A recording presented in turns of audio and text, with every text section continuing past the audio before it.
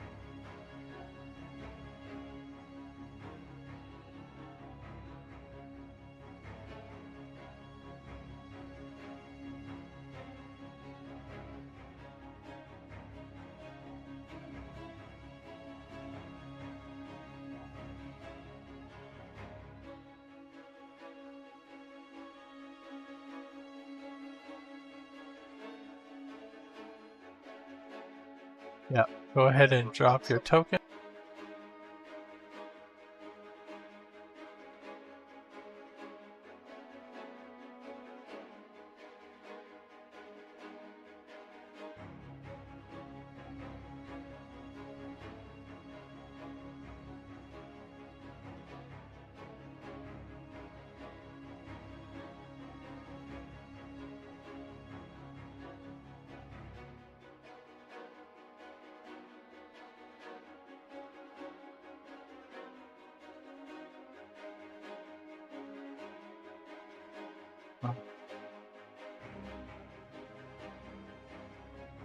So the last thing that happened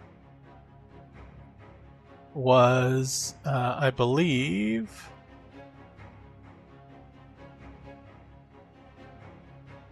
Hano ripped off the Essence Halo, right? It's like the final straw.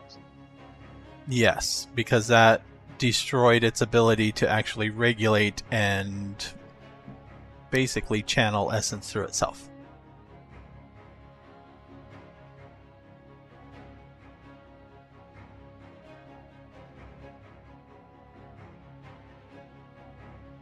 Gonna hide Burke over there in the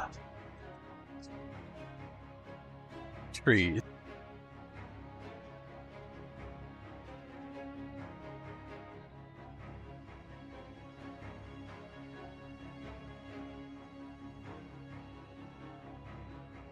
So what happens is, you saw originally when it activated, you had gotten into the chamber just as a sarcophagus was being basically pulled up and lifted into the machinery, into the War Strider itself. That does not happen in reverse. Instead, surrounding this thing is now almost like a fog or miasma of sickly, dark purplish energy smoke swirling around that almost seems to take shapes of skulls floating around, spectral skulls, ghostly images, and then there is a beam directly down under the War Strider, and standing there is a 7-foot tall with armor. The armor is very pale black with bone-like highlights. Very demonic looking. Lots of death motifs, spikes. You all recognize this as Soul Steel armor. In his hands is a Soul Steel Reaper Diclave. And when this beam subsists, his anima is already flaring. And his anima is this, where yours glows with solar energy and light, his is almost like a dimming of the light around him. again, swirling with apparitions, almost like corpses. And where is Nissa standing at the moment? Kind of on the hill right above him. You may make me a perception awareness roll.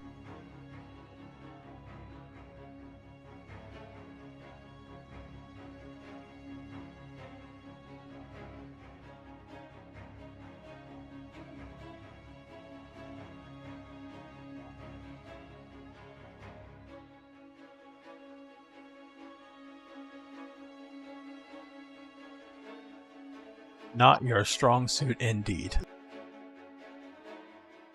Possibly because some of these apparitions are separating away from his body and passing through the remainder of the War Strider itself.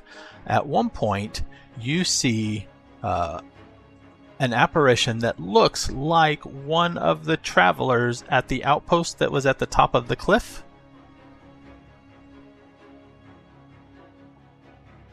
It looks like there is a ghost or something around him, and with the 3 successes you get, intermingled with his anima, you see 8 distinct apparitions that seem to be swirling around him as well, mixed in with his anima.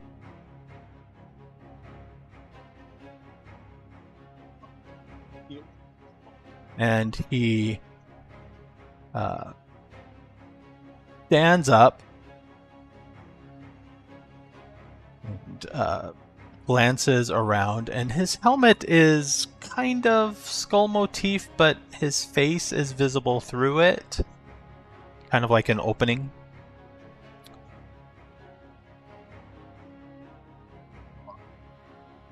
And he doesn't say anything at the moment, but he glares first at, who is that down there below? Tuv?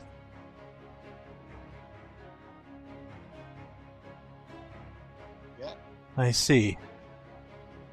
So we're doing this now. And everybody, well, he is not making a hostile action, so who is attempting to... who is acting first that will trigger the join battle roll? I should say that.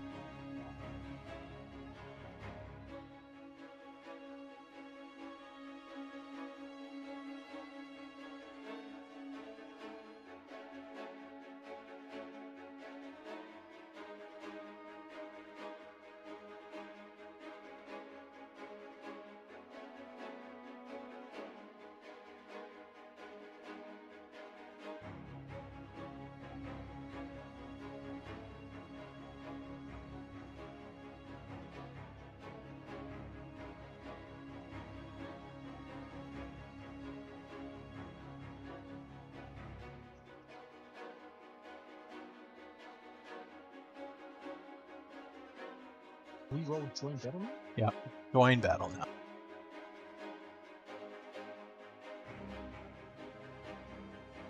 If you have any that apply.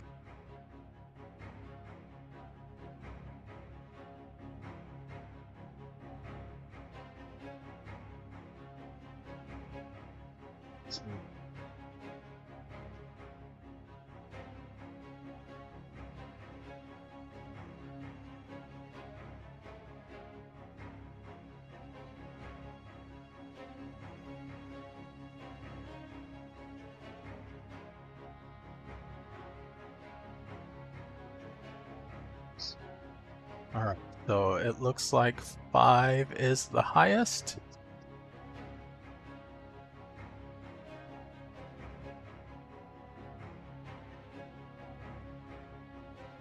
Yeah, no. Yes, 5 minus the number of successes. Who rolled the 5?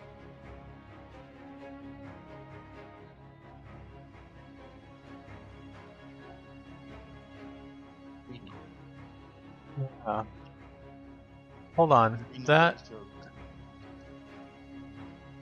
that mine? The Othif? Oh, I didn't. Did not.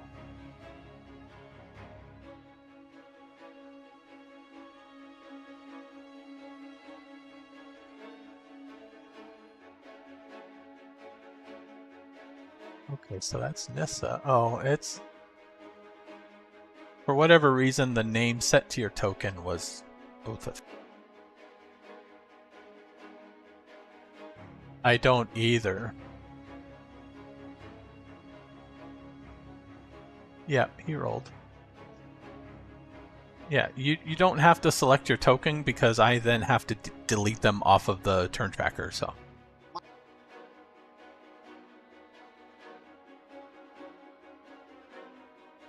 So, you go on 0, Kana will then go on 3, Burke will go on 3. 2. Sorry, yeah, you're on 2, Burke is on 2, Tuv is on 3. So, Who rolled for Burke? do I need to...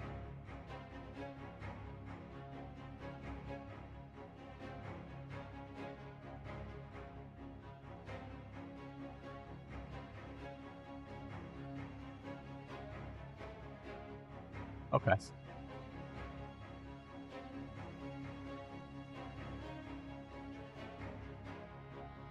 Oh, I had his token selected because I was moving it last on the table.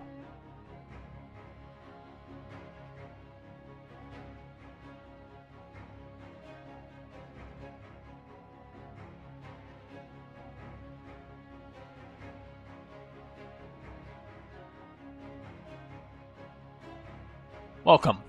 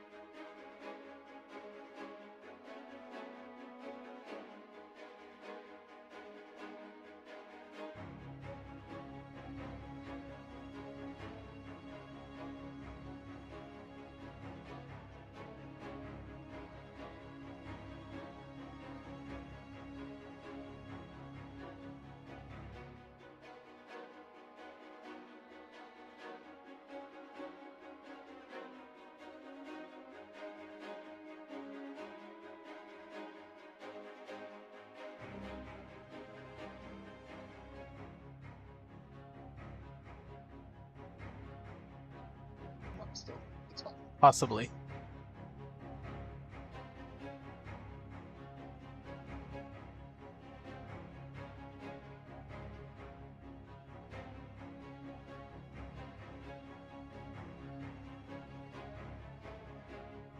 Alright, so on... Oh, let me...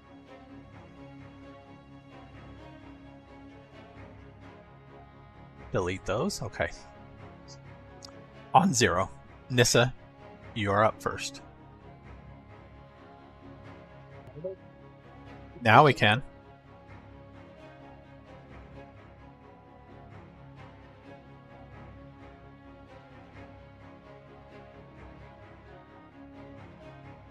When you have a chance, roll join battle.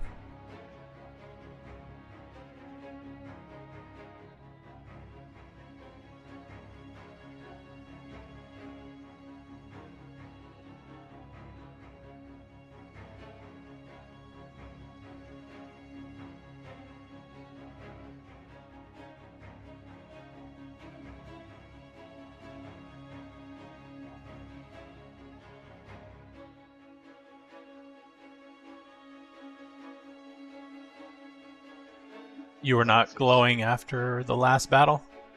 Uh,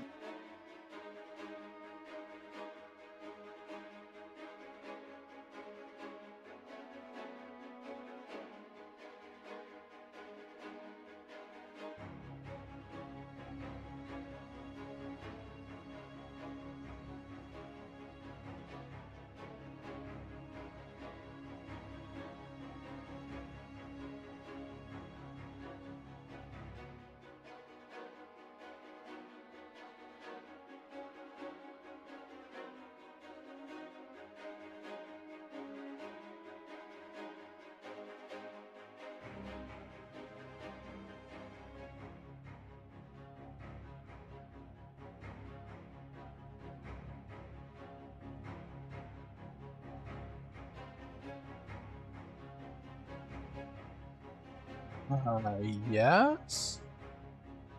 I don't know what that's. Simple. A simple charm just means you can only do one. You can't combo it with another simple charm. Yeah, you can use it as part of an attack.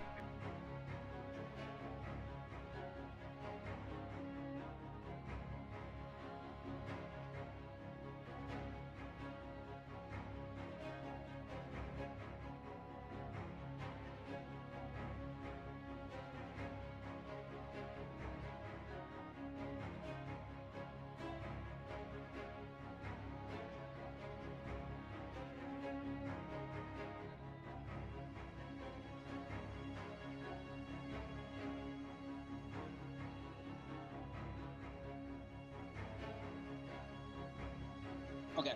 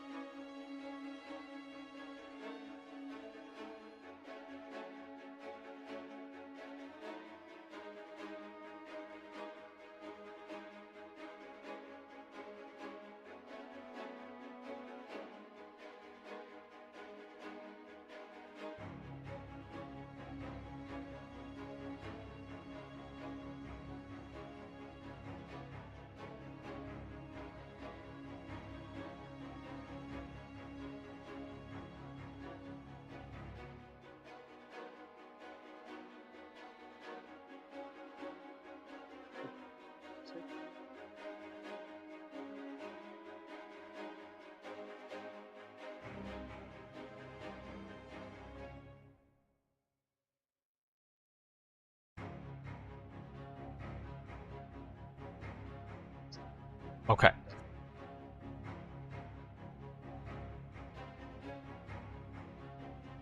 Yes. Burke with a 2, you go on tick 3.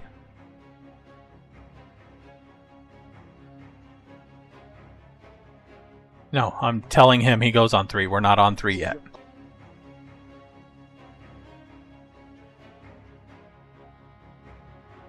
Right. Tick 1, I don't think anybody goes just yet. But several go on tick 2.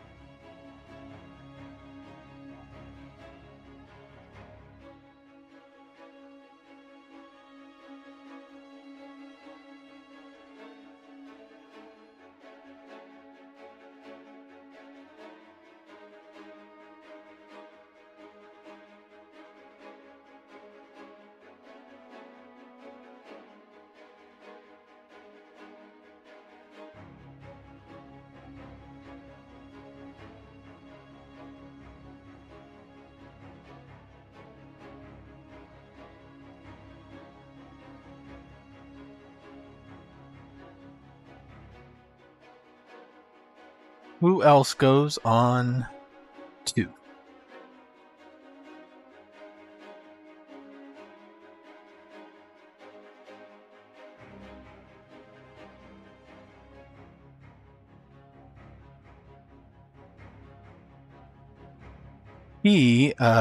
His anima flares also, and he is going to do something similar.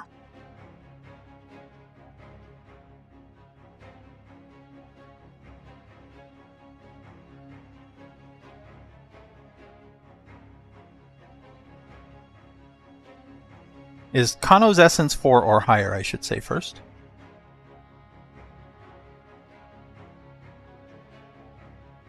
Okay.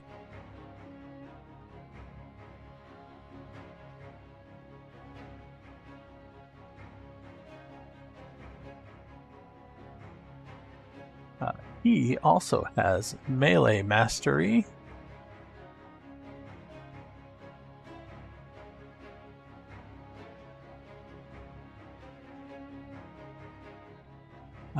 His essence used goes from 1 to 3. His cast mark appears as a bruise or black mark upon the forehead. Perception, awareness, difficulty 1, necessary to spot it. He's past that. Character's cast mark splits open and bleeds, soaking the mark through anything placed over it. He's past that. 8 to 10. He is surrounded by a dark aura that makes other things bright by comparison, actually brightening other things enough to read by. The cast mark manifests as a bleeding wound upon the forehead. Stealth is impossible. He is past that. 11 to 15, the character is engulfed in a chilling bonfire of black essence, which radiates from her feet to at least a foot above her head. Objects that come in contact with the anima might begin to decay, and the character is visible for miles. Cast mark bleeds and burns with a blue, white, black, or red radiance. His is black. And at 16 plus, he is surmounted to a ghostly image totemic to his anima and personality. Blood pours from his cast mark, which appears as a portal to the ultimate void, and may cause derangements in mortals who peer into it for too long. You aren't mortal, so you don't have to worry about that. This effect fades on any action in which the character does not spend essence, but it leaps back into existence as soon as he uses any essence from his peripheral pool. He dumps an indeterminate amount of essence into his melee mastery, and then looks at Tuv and says, "Death is my domain, not yours." But he does not do anything. We are on tick 3.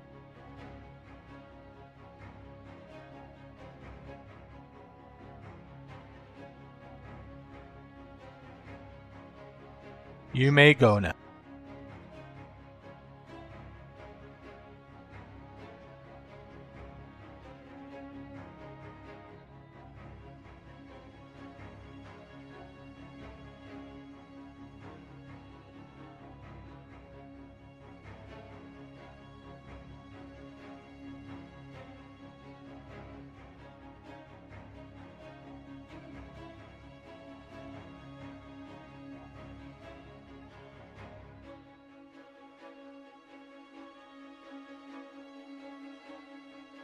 I definitely all the charms that you're going to be using. Yes.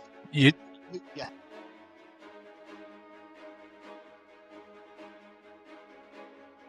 No, that's not.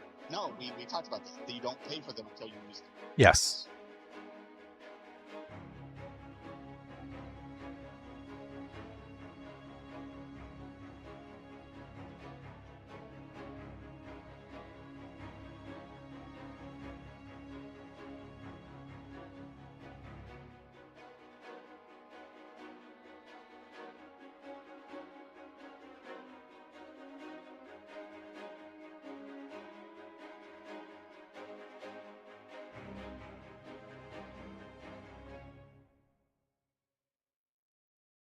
What kind of charms are they? What type are they?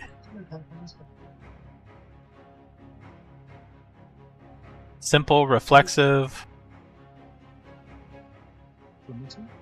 Okay.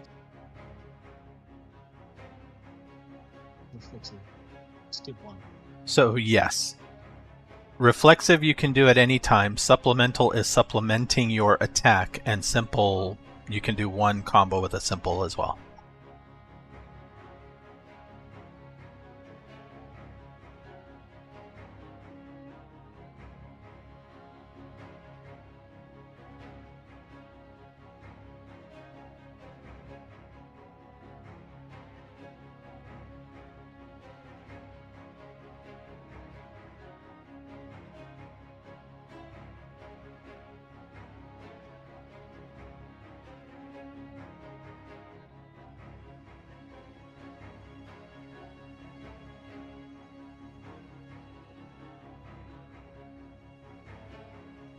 Now, or do I have to wait? Nope, you attack him now. So the Just making it up. So the speed 6, you add 6 to the tick that you have marked, which is 3 at the moment. So you next go on 9.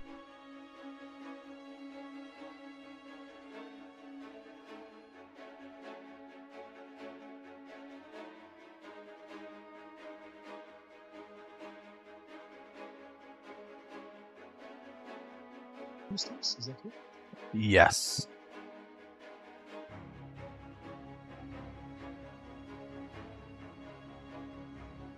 What that is, you know? You don't, because you didn't. You have to present.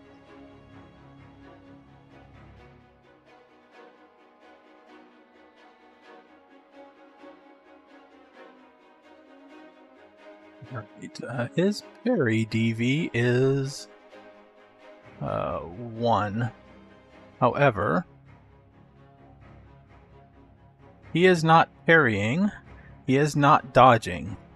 So 7 of those successes go into extra damage dice. This is bashing, correct? Okay.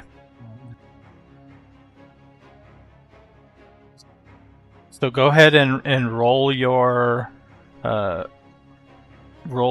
start your damage roll, and let me know when you get to the soak, and make sure you add extra dice equal to 7 on that roll.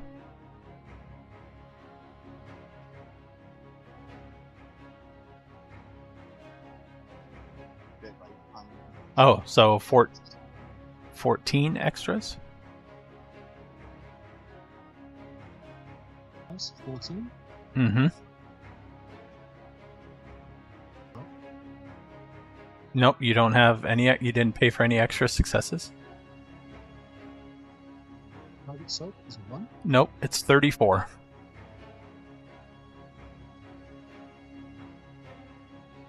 Is 1. Yes.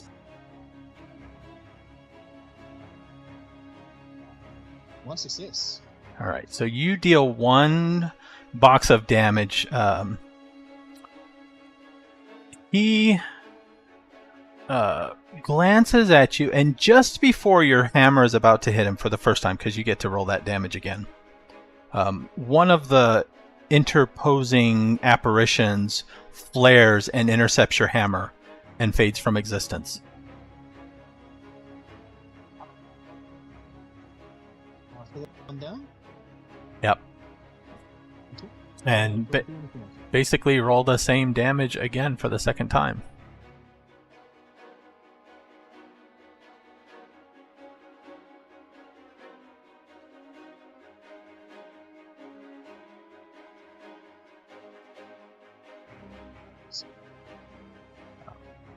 A second one flares.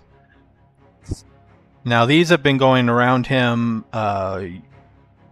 Anybody can, at this point, use a miscellaneous action to look and try to count them, but there are more than a few more still going around him.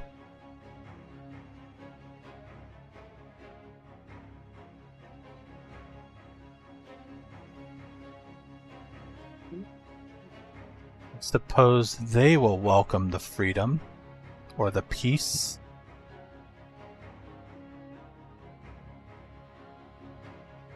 Yep, on 3.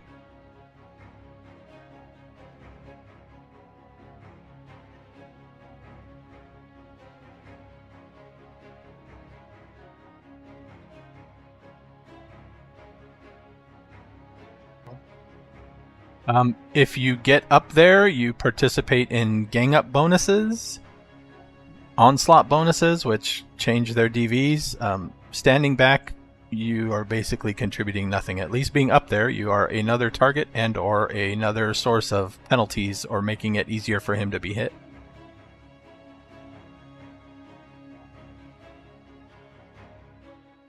Throw stuff at him.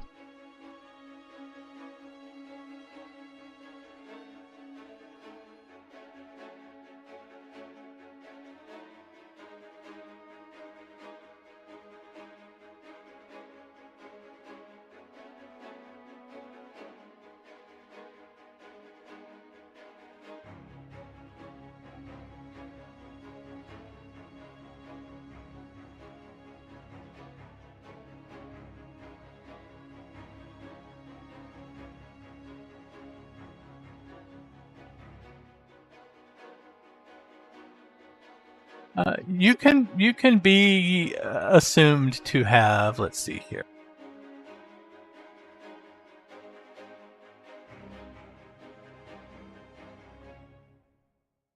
I'm sure there are a bunch of thrown.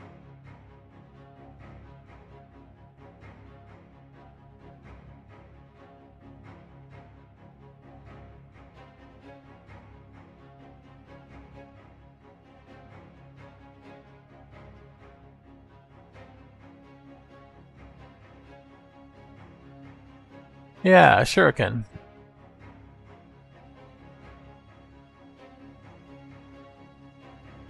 They don't do a whole lot of damage, but they are something.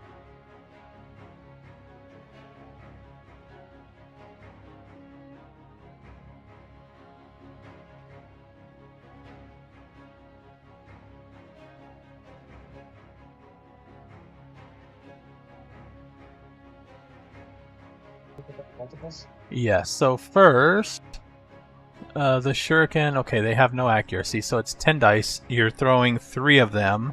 So the first one will be 7 dice, then 6, then 5.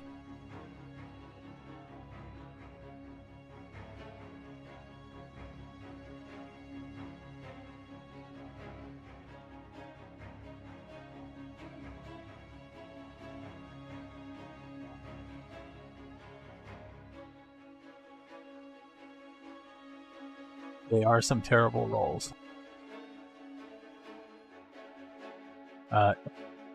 Success? He is not dodging, so yes.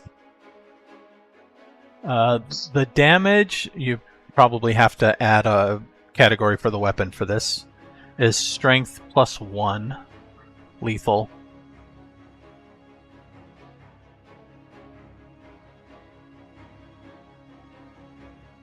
Yep.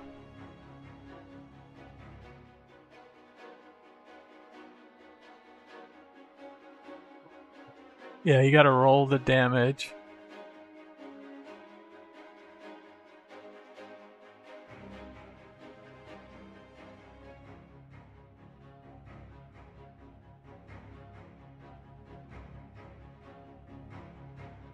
Okay, yeah, that's still not...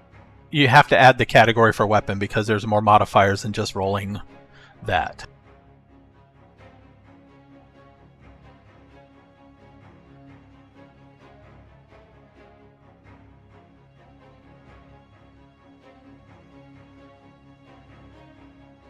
I can feed them to you once you have them. So the main thing is on the damage category, make sure strength is there.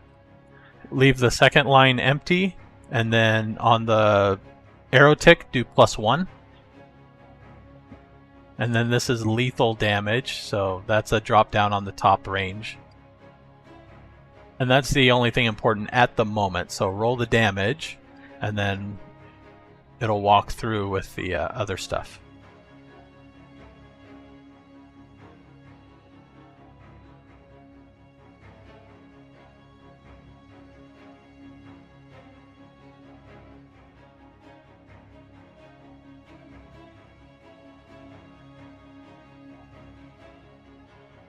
So, 34. Oh no, this is lethal. 24.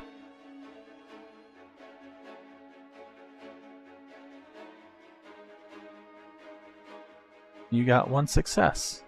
Okay. You have also interrupted, dissipated one of his soul guard.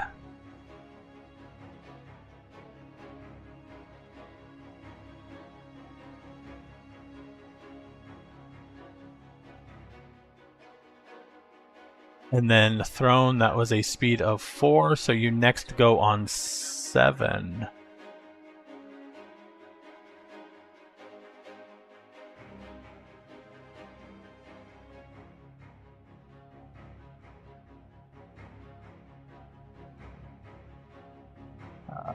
Yes, yes.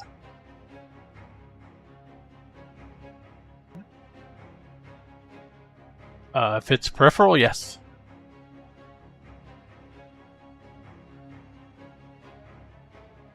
So is the standard glow +2 to defense? It's the minus.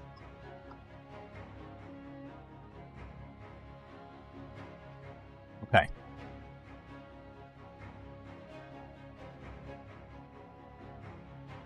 All right, so 3. Yep.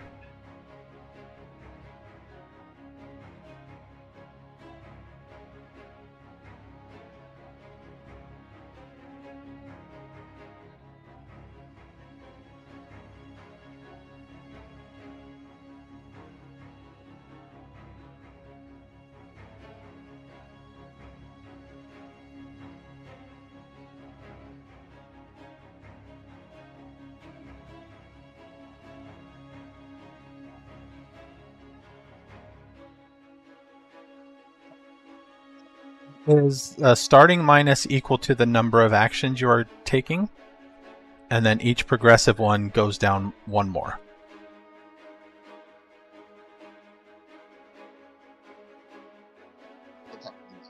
Yes.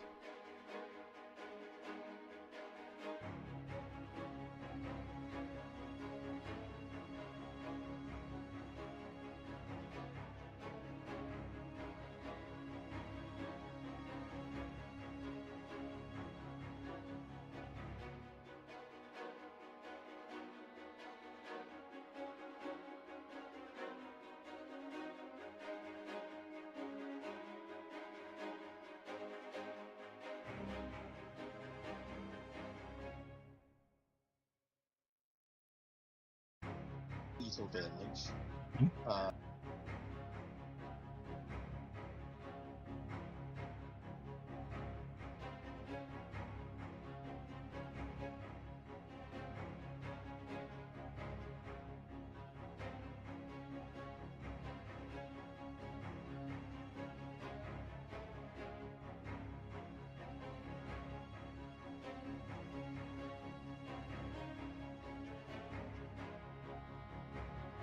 You got silent, so I don't know if you're still talking or not.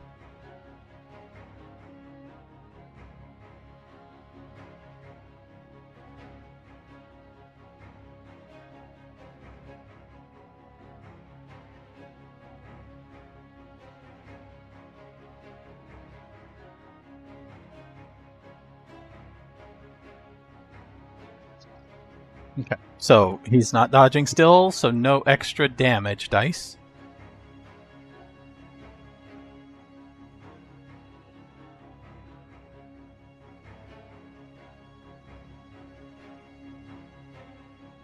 Lethal damage. Okay, so then his soak lethal is now 20. What is your raw damage?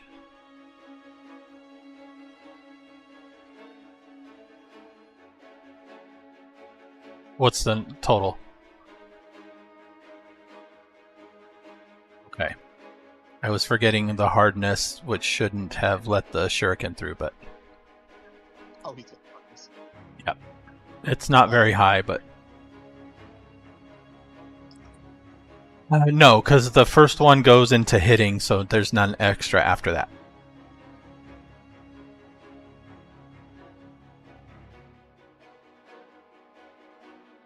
Not unless you have something that gives them. What was the target? So 20 now.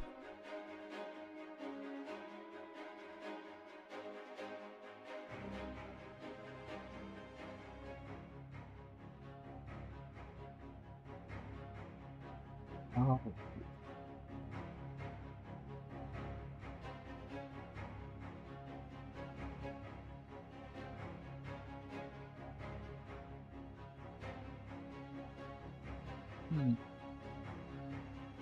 Why did yours roll 3 dice then? 3 minutes. Oh, minimum, right. I was thinking 2 because I saw the 2 and it's like, wait, why are there 3 dice?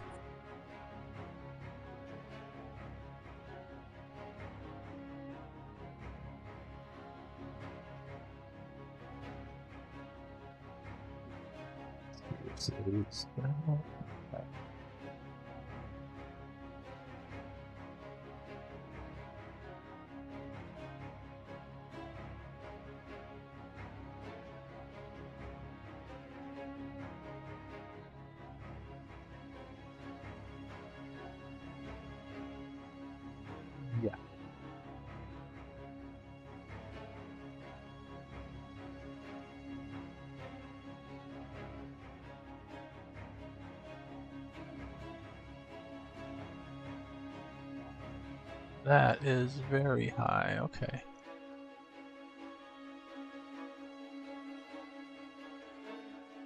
Let's see. The first one was a hit. The locked one of his soul cards. The second one locked the soul guard. Okay. Now that oh yeah, roll your damage. Sorry. 8? Yes.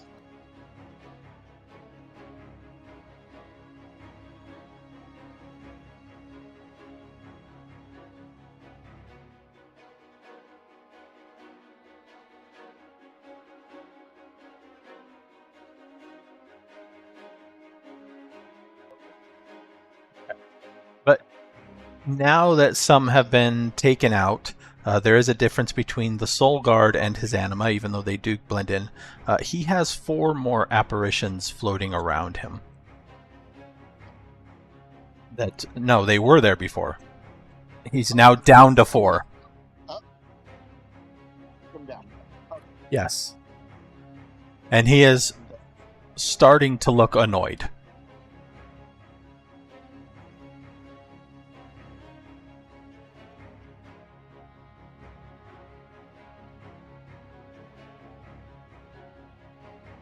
Yep. Alright, does anybody go on 4?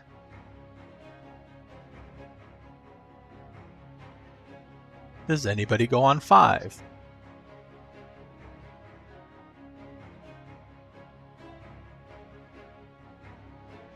Does anybody go on 6?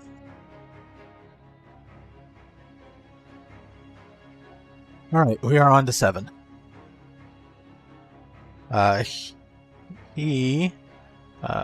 This is simultaneously, so you may do what you are doing. He is going to, his anima flares, and he is going to make a flurry.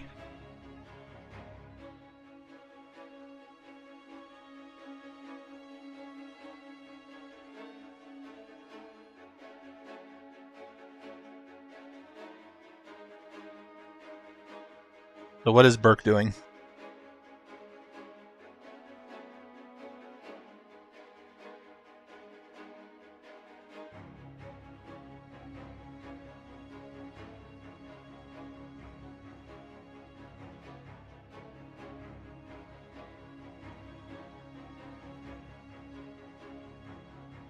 Seven. Yes.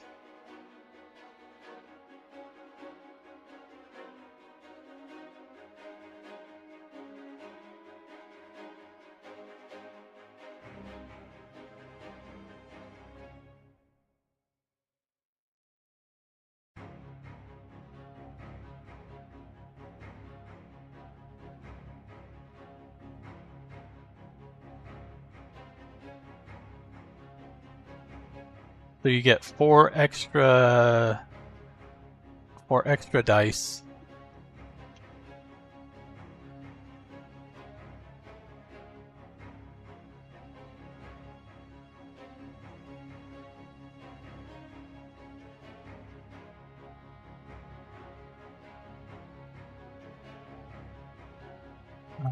This time you get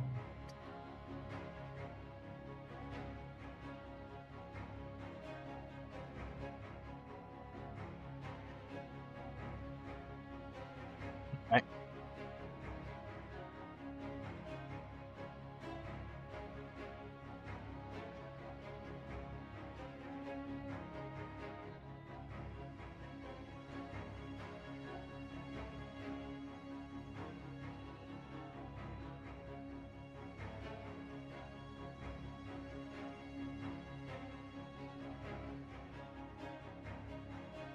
Alright, so you hit. So, what is your raw damage? Strength plus 1.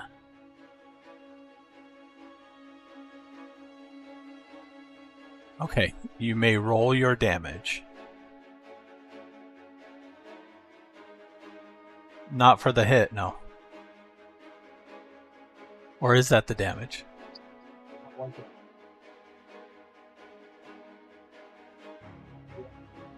Okay, I see. For this one, He takes a box of damage. He is actually doing something this time, so he is not using his spirits for defense.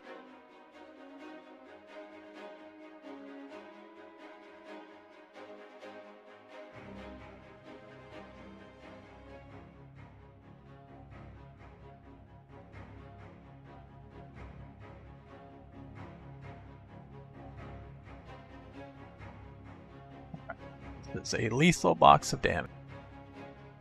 And I need to figure out what this is going to cost him.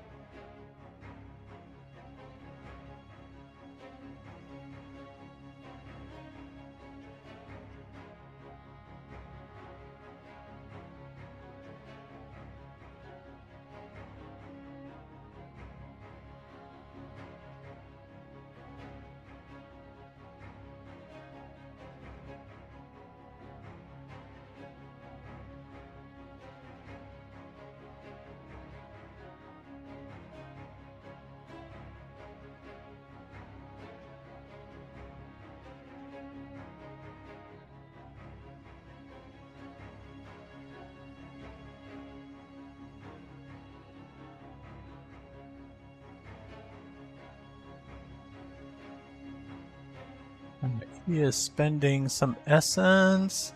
He is flaring. He is going to do 3 attacks.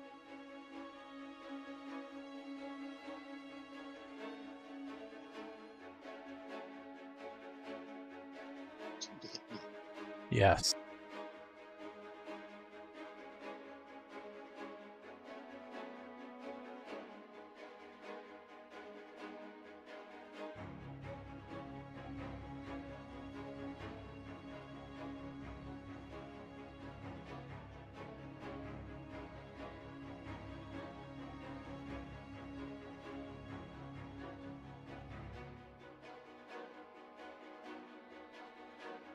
Alright, so he is going to do this flurry with basically he kind of shimmers, and he is going to stab at Nissa, turn around and do a cross slash at Tuv, and then move something to get to Burke. Yeah. So this is going to...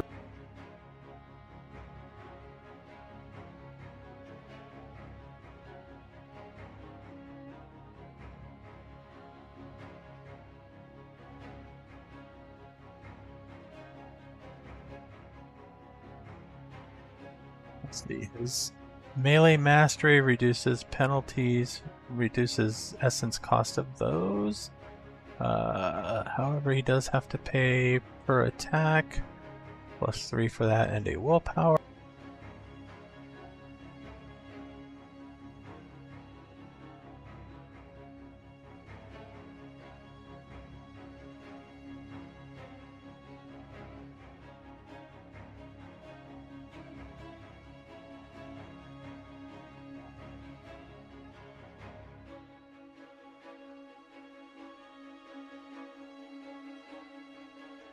He is activating that too.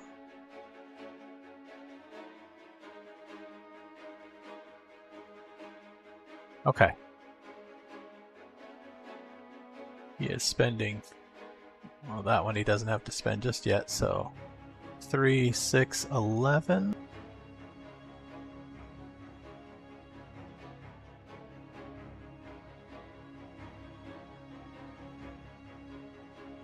Alright, he makes each of these 3 attacks without multi-action penalty. But the other penalties still apply. So, yes.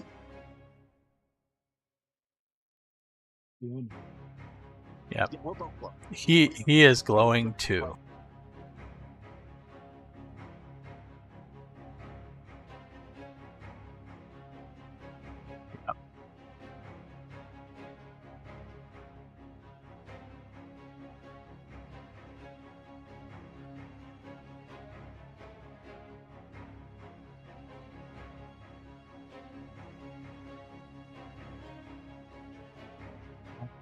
Let's do Nissa first. What?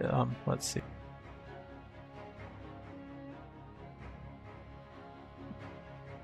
He has a -1 to attack you. -2. -2. Okay.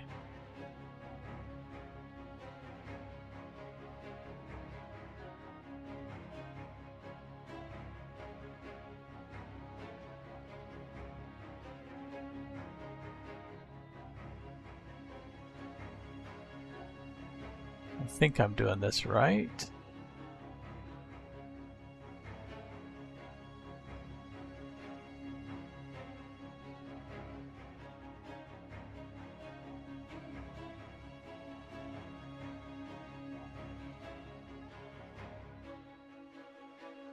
And bonus successes? Yes, he is comboing because he can.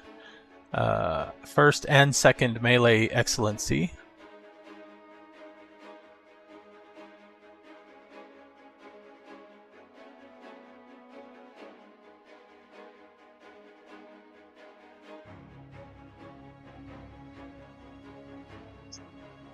I did something slightly wrong there, so I'm going to take 2 off of that, so 16. The die was fine. Yeah, so what is your defense? 8. So 16, 8, so that's 8. 7 extra. 26. Okay. Bonus die.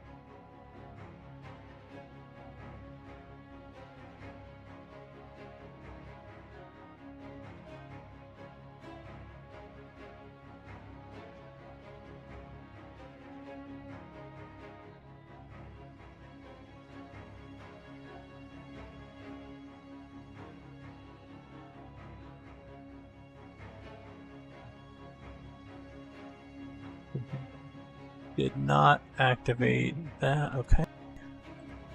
Alright, your soak was what again?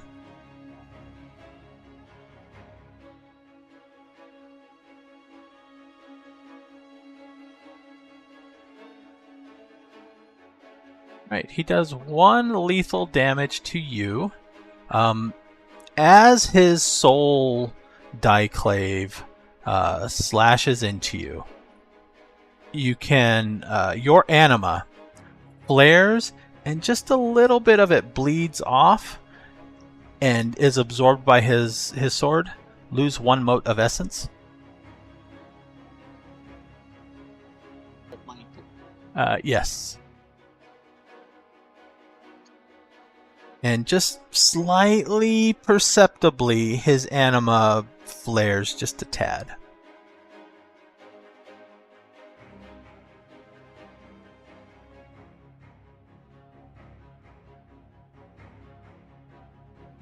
On Tov, what was your sorry, what is his penalty to attack you? Okay.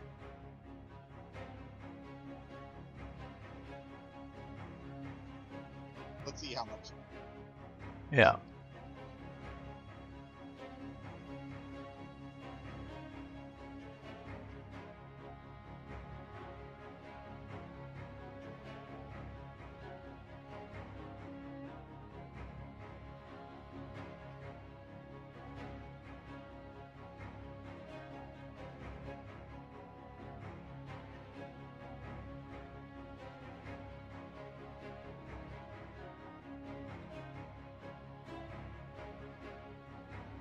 Uh, 10 successes. So what is your DV? Is this new? No. No. Defense value.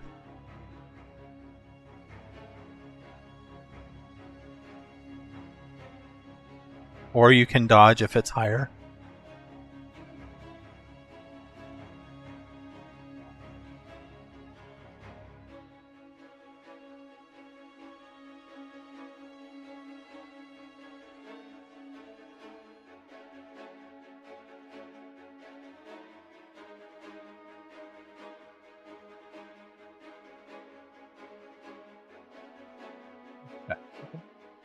So that is 3 successes, so 2 bonus.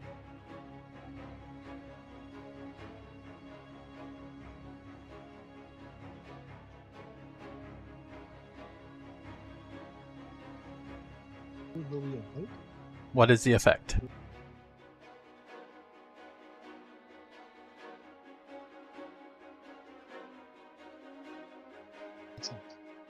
Okay.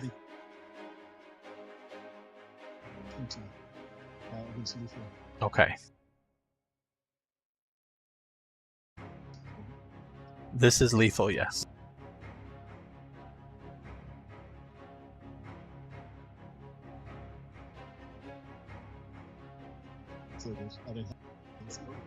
So your soak is 20.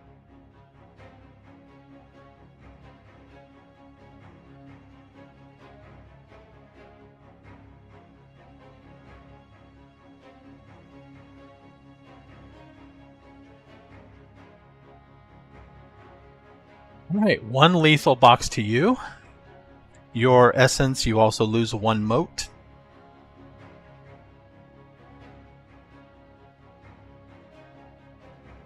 And then the one going at Burke.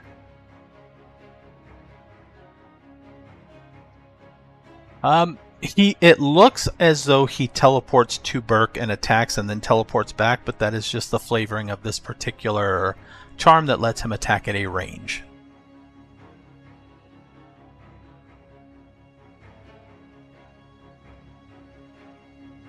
Yes. This attack pool has a attack pool equal to his dexterity melee essence. Has a range of essence times 10 yards and cannot exceed it. It cannot be blocked or dodged without the use of a charm. It ignores cover, including shields, but it cannot otherwise strike around obstacles.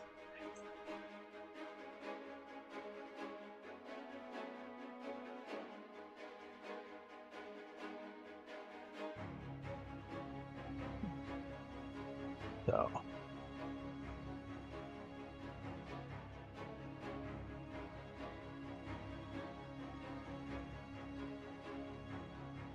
I hate how it does that. Okay.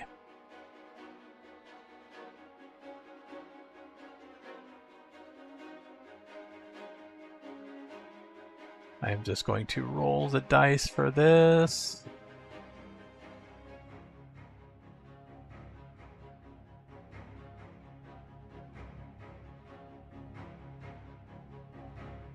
Eight successes.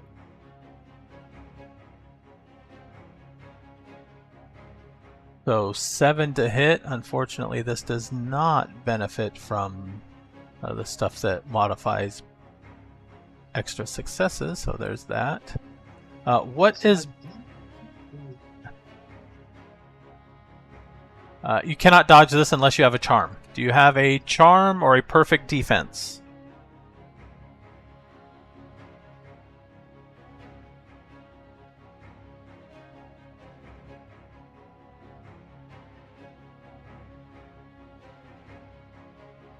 What is the effect of 7 Shadow Evasion?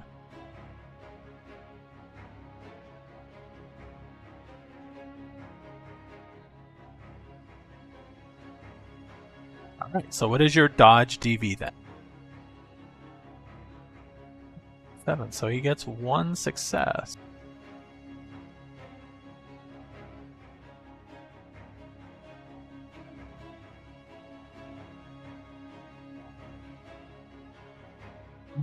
Unfortunately for him, you are not in the category that causes him to do aggravated damage, so it's just lethal damage.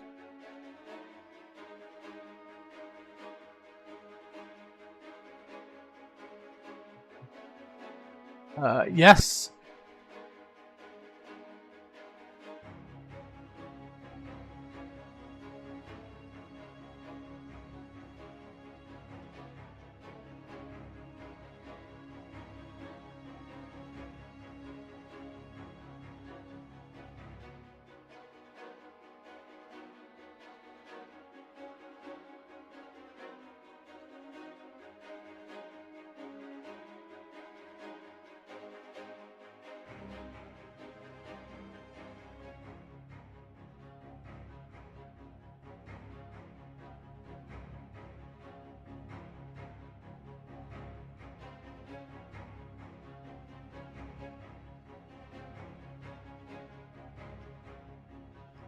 Alright, so he gets no bonus from the attack. He has no bonus successes.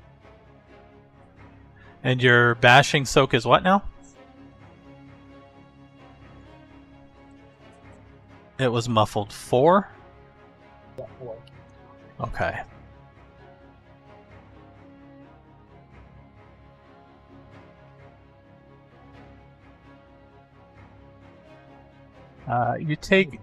You take 3 bashing damage, and you lose 1 mote of essence.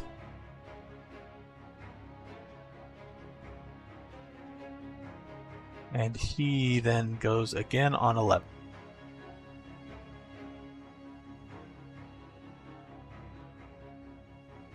Anybody else on 7? We are up to 8.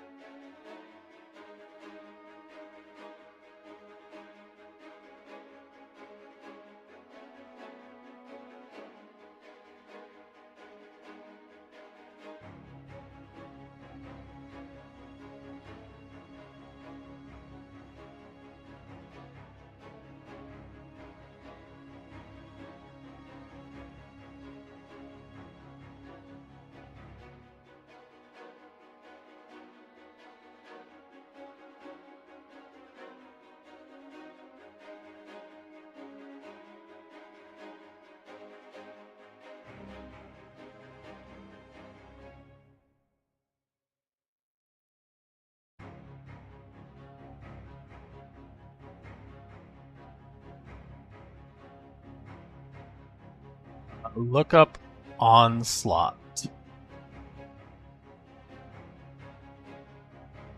Yeah, I'll give you two stunt dice.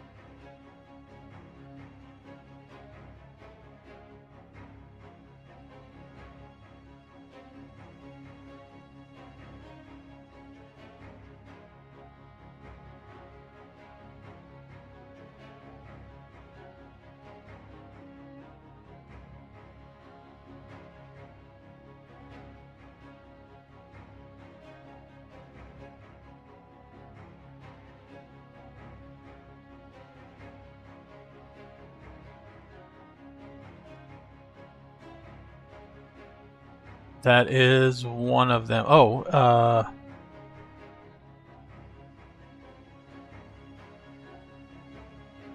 his DV also drops by 1 for every person that has attacked him prior to, since his last attack. So that's what the gang up bonus is. Okay.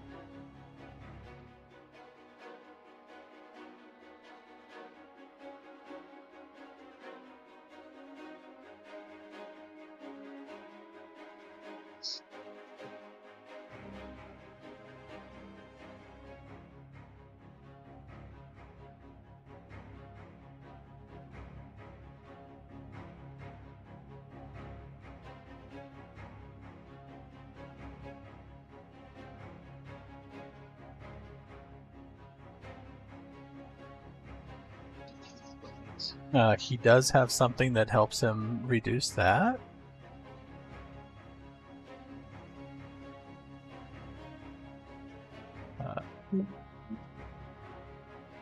Harry DV is a 7.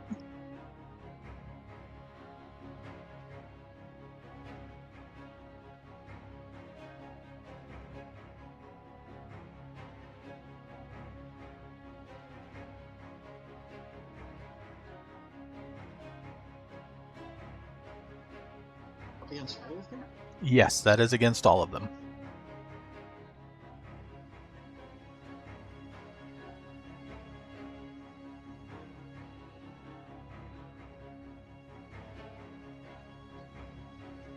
Oh yeah, he can.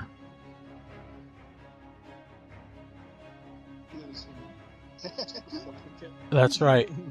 And he can... what is the limit? Is it the same cap? Okay. Let's see. For extra successes, is it 1 DV or 1 per die?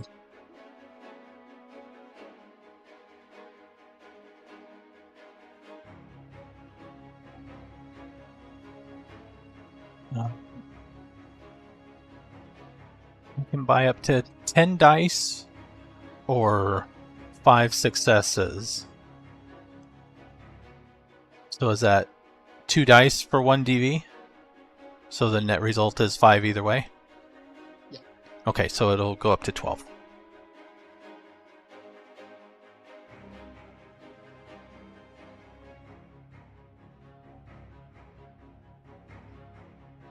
Yeah, 2 extra for damage.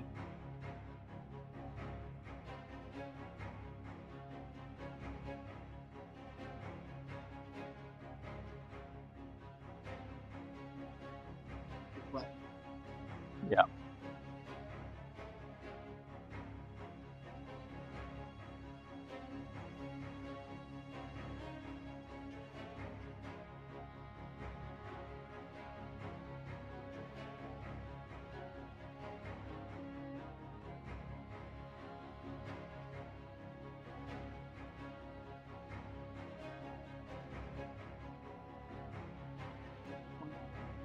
$24.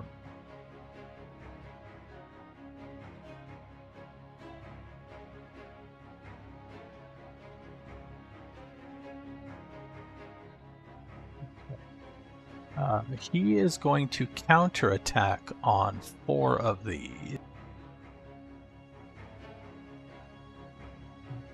So the first one will interrupt one of his soul guard.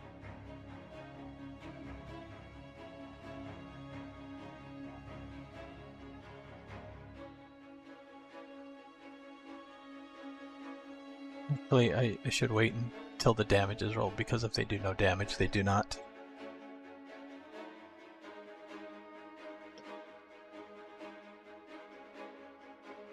These are...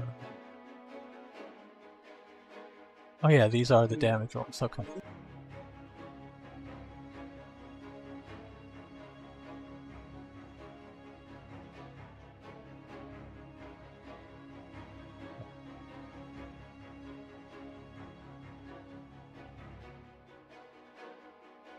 So those...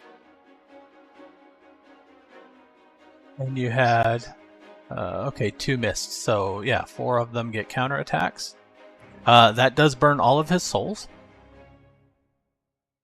Alright, so his counterattack.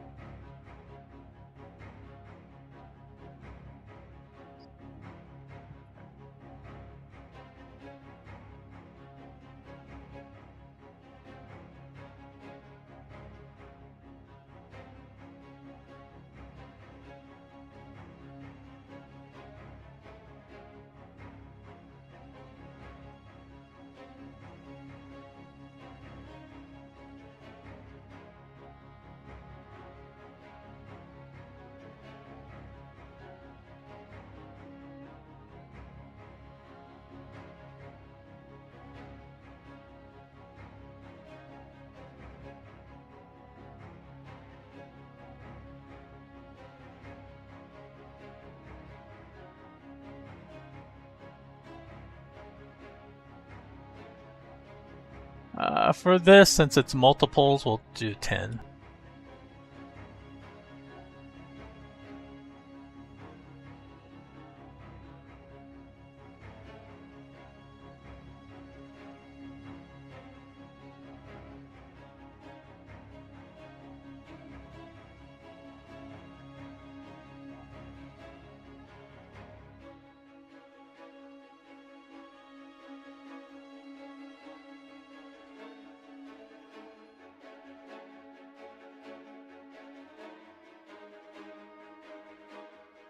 Right?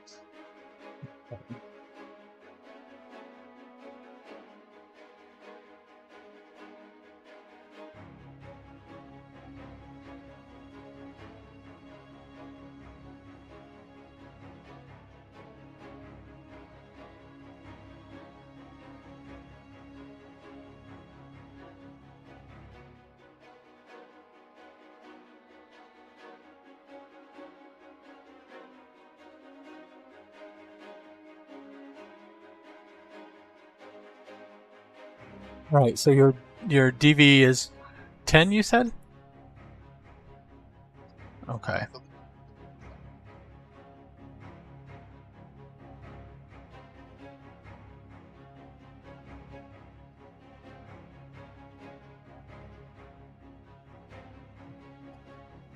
So 4 success. So 3 extra, 2 extra, 8 extra, and 4 extra.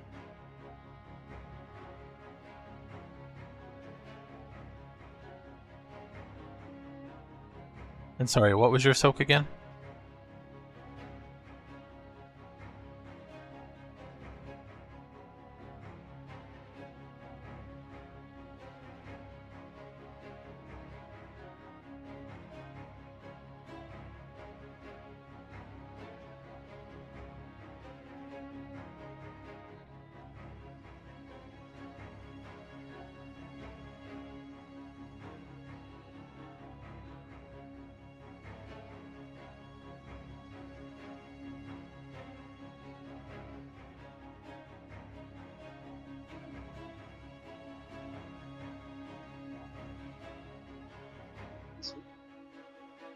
Yeah, why is it not? Not the damage.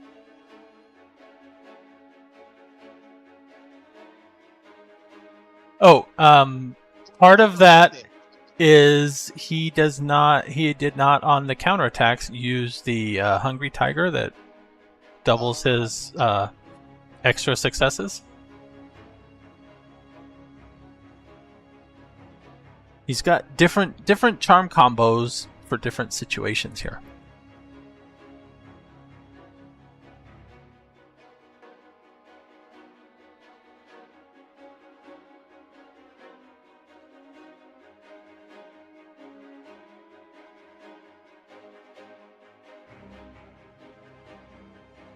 And then the last one was 4x.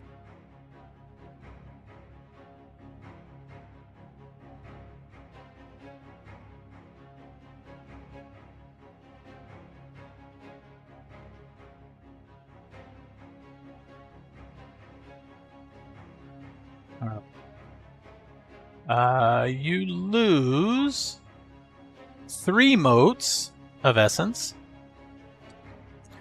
And on the first hit, as he slashes you, where does he actually connect?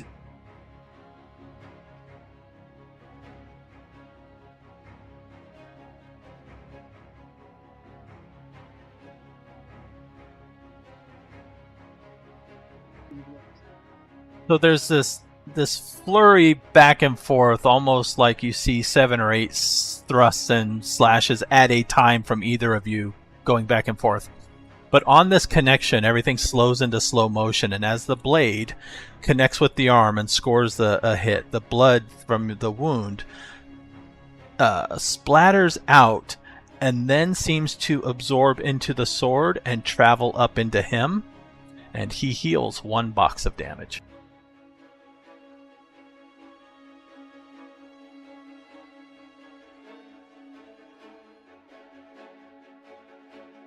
Now, I will say, his weapon is custom soul steel.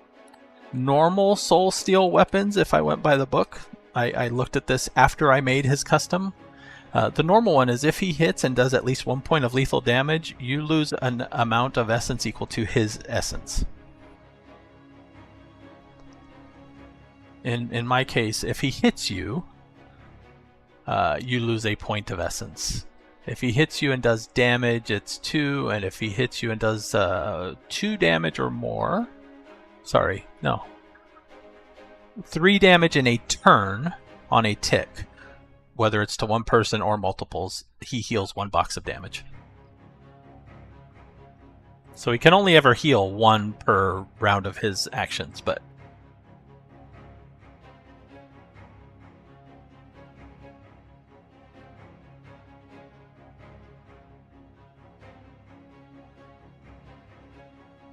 This is what I was waiting for. He is out of floating souls.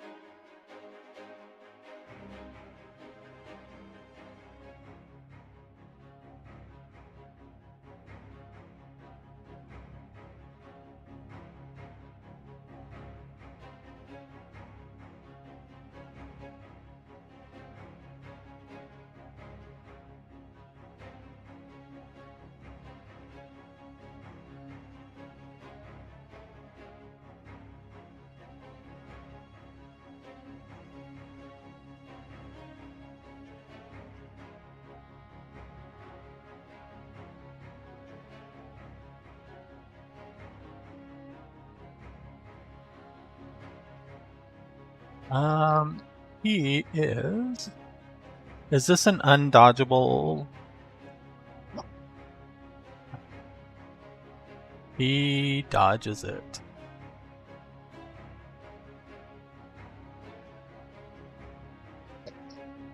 Yes, that's going to cost him.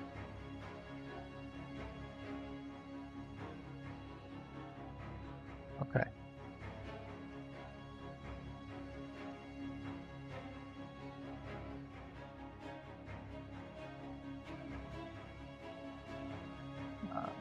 He will dodge that too. He's burned his most up. He is burning essence.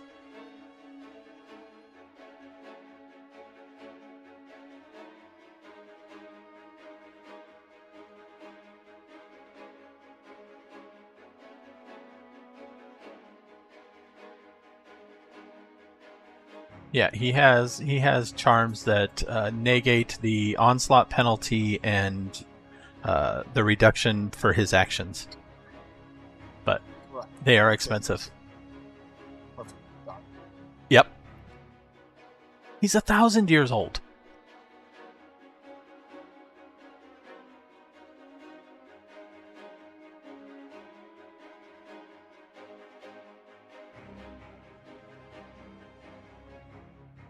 Even know that I have this power. All right. So I think that's a bit. I'll give you the second one. I appreciate it. He dodges the first one and goes to parry the second one, and he did not activate that. So 1 hit, 1 success, so no extra damage. You ignore his armor. His natural lethal. His natural lethal soak is 10.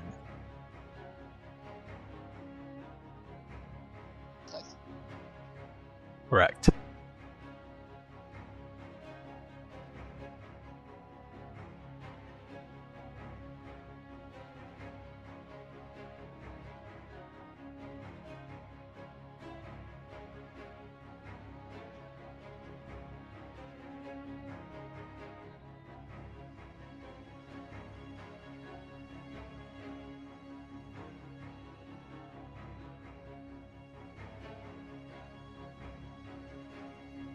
That was 8. Anybody go on 9?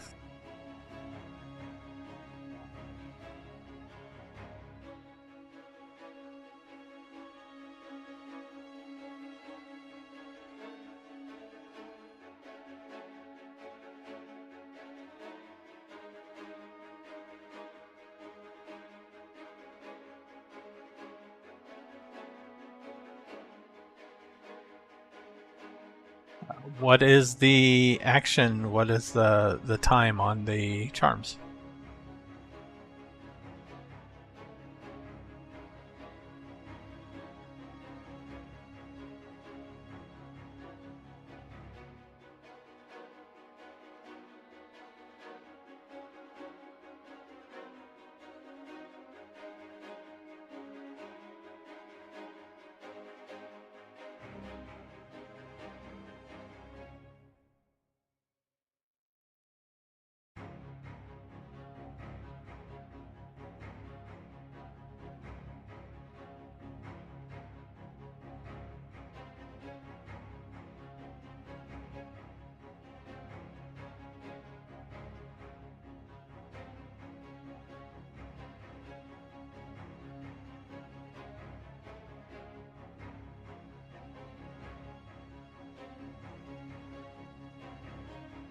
He is bleeding.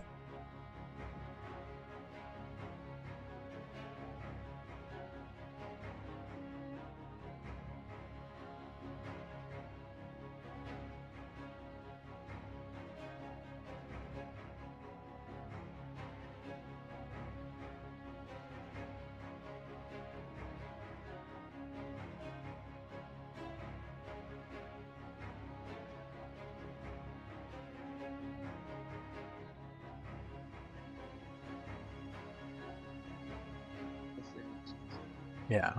Otherwise, healing is typically out of combat.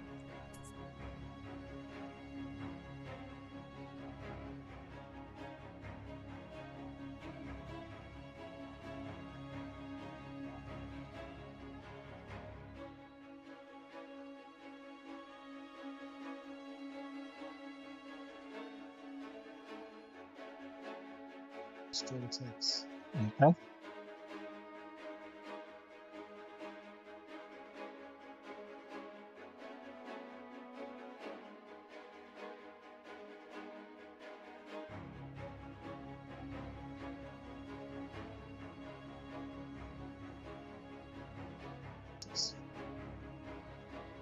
He is going to parry, and the last 7 got 1, so this one will get 1. So it hits, but no bonus damage dice. Just a straight one. Yes.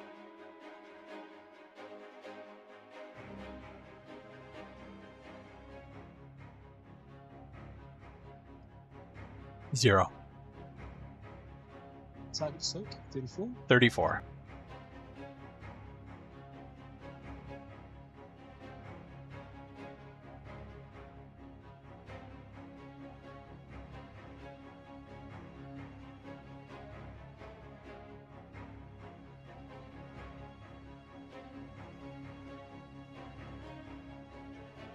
I said different. Oh, you didn't put his soak.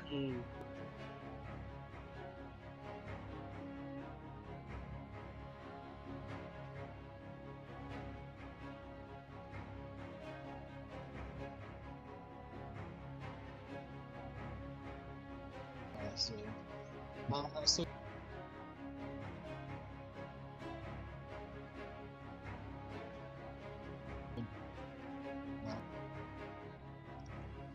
So so it's -10. Okay. Anybody else on 9? Oh, we are on 10. Okay, we are on 11. He...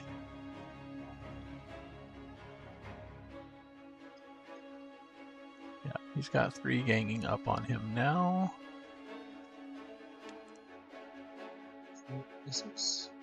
He is going to... Basically, it looks like he momentarily exerts his will. His anima flares and seems to get darker. So it's fighting with your bright animas. Kind of bleeding into the darkness of Kano's anima. He is spending 2 points of willpower.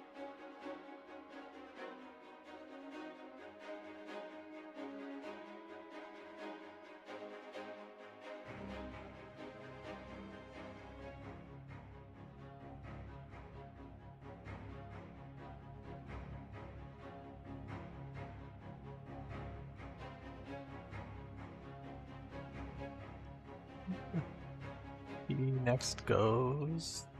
Hear this, okay.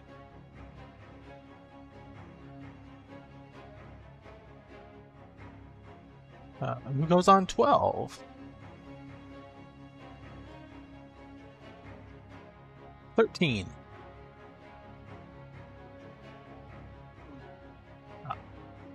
Go on 12.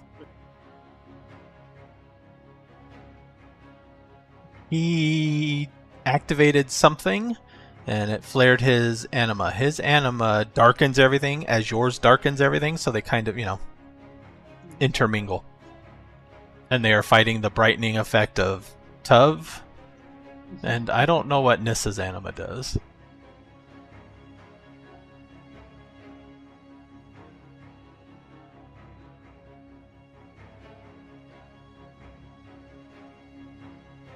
So it's clashing with your anima.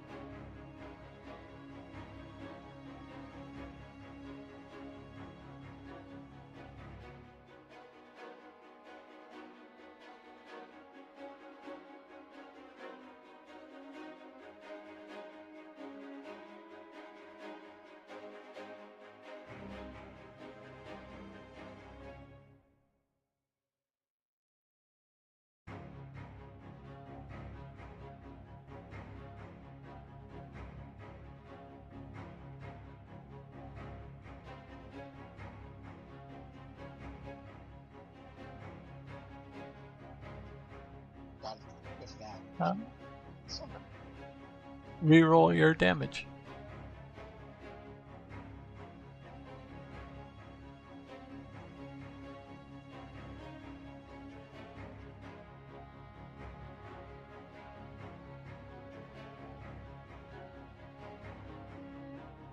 His lethal soak?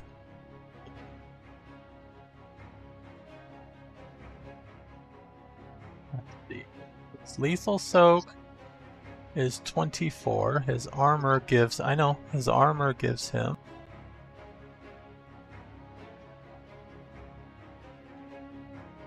14, so yes, 10.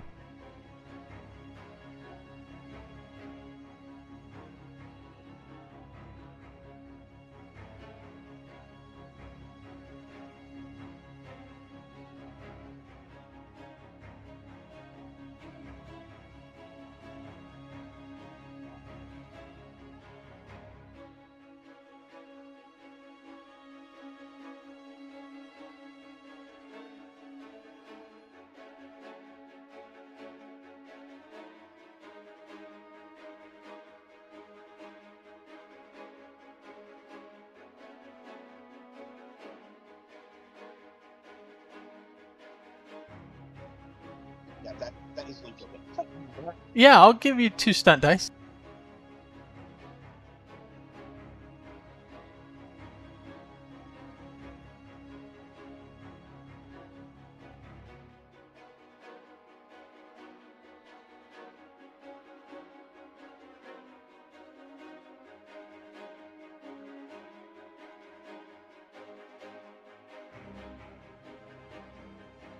Sure.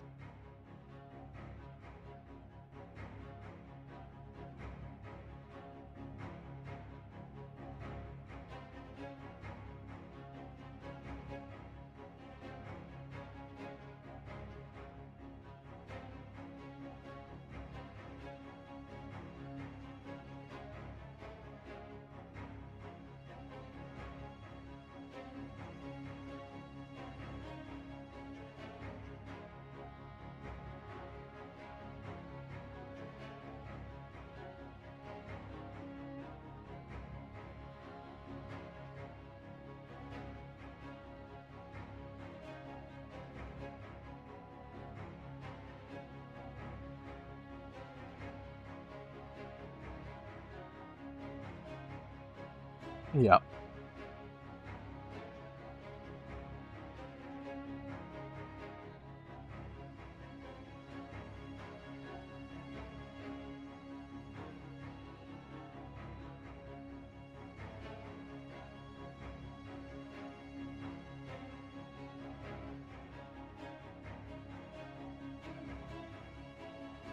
The same defense routine, warrior 12.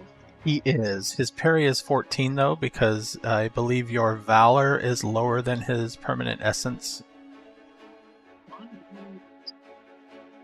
Yeah. His anima effect instills fear, unless your Valor is higher than his essence.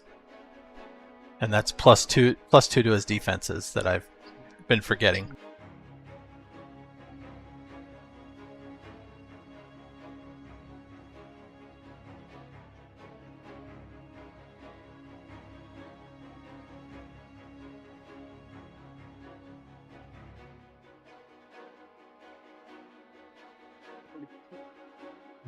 For bashing? Yes. Oh, sorry. Lethal is 24.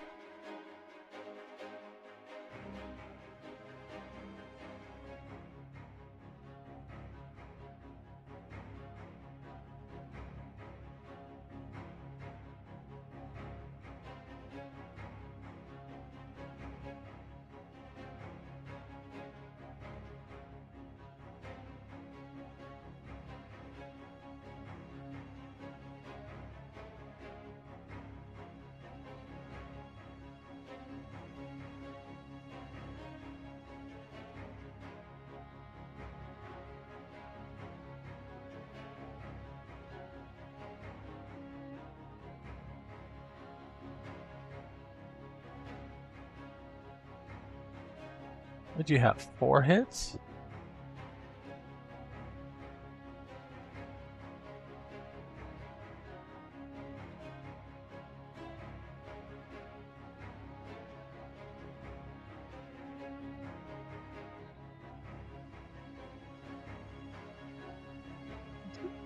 That is some damage.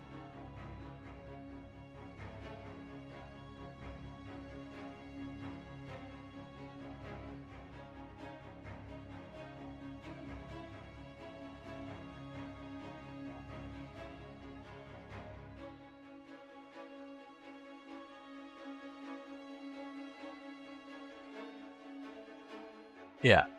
The Infinite Mastery is a nice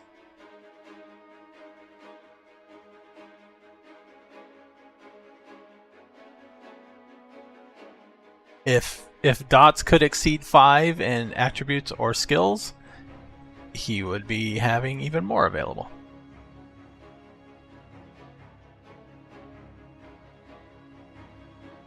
All right, and that was on 12, so 13.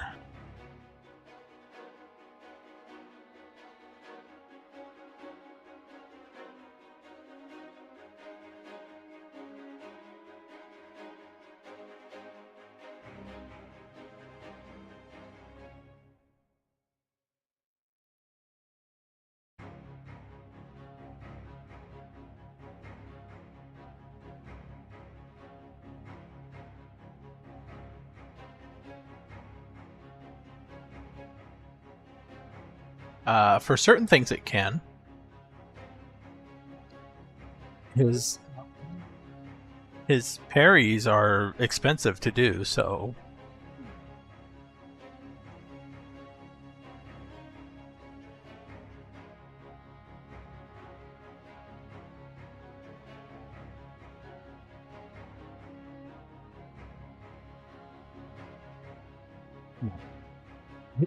his permanent essence is 10.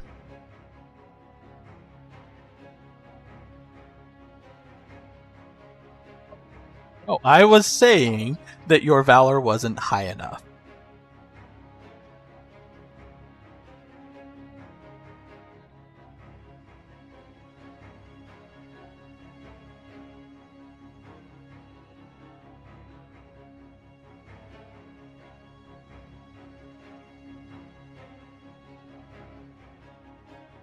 He is scary.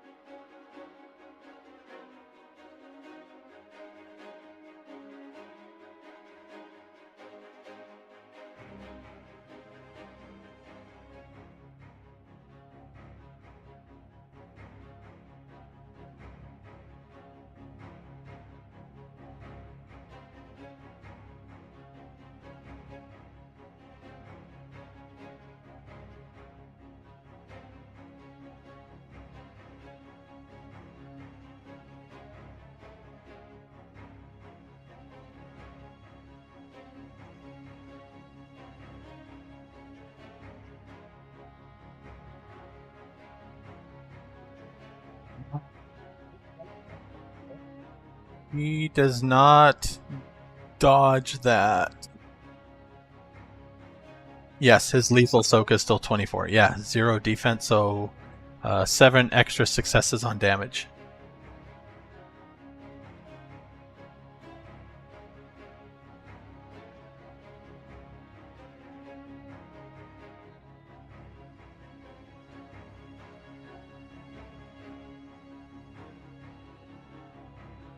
Oh, that's right. Sorry.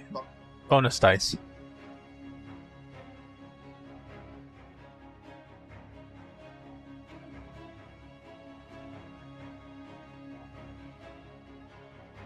You roll.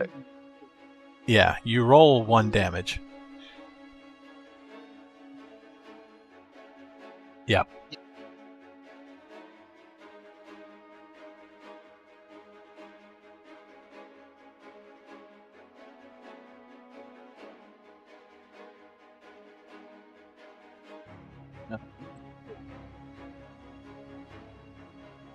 That is enough to hit, but no extra dice on damage.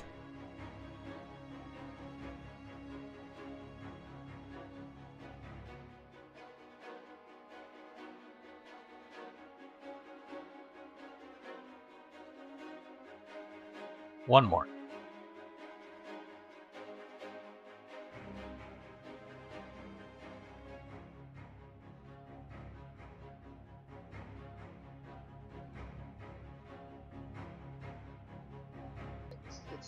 Yeah, like that.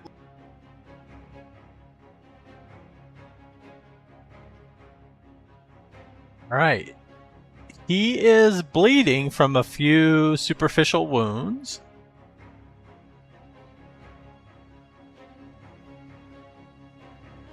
Well, each wound, well, a few of them have been actually significant, but most of them have done one here, one there. All right. On fort. Oh. Okay, 13.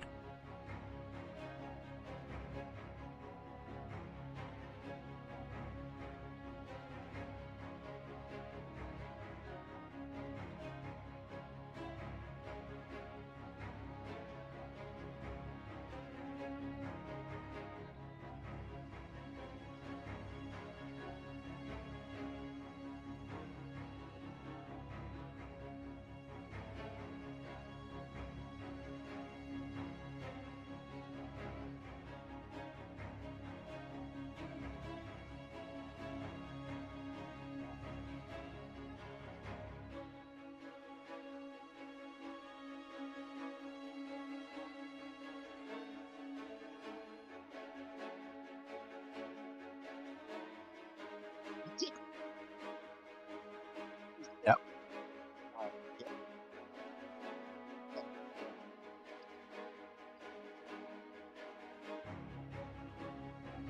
You can spend a point of willpower to gain conviction dice,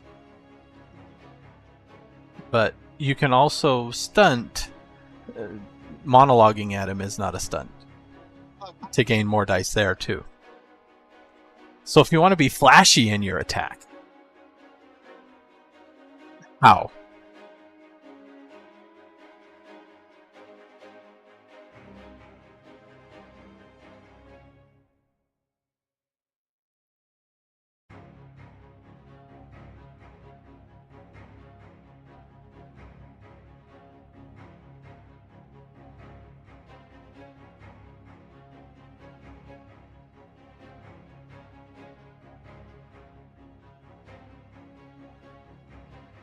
I'll give you 2 dice for that.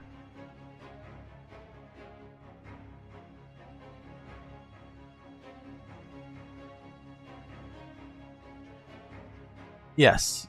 What is your conviction rating? So you get 4 extra dice for that by spending a point of willpower.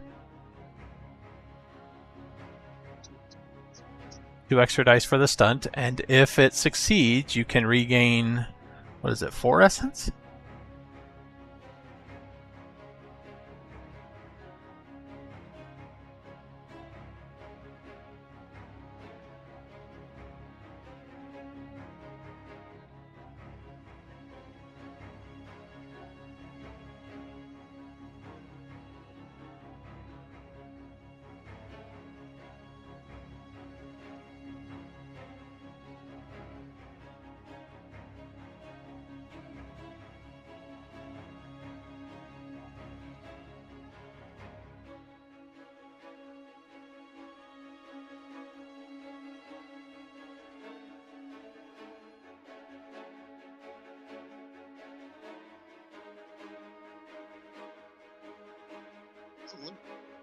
His essence is the limit.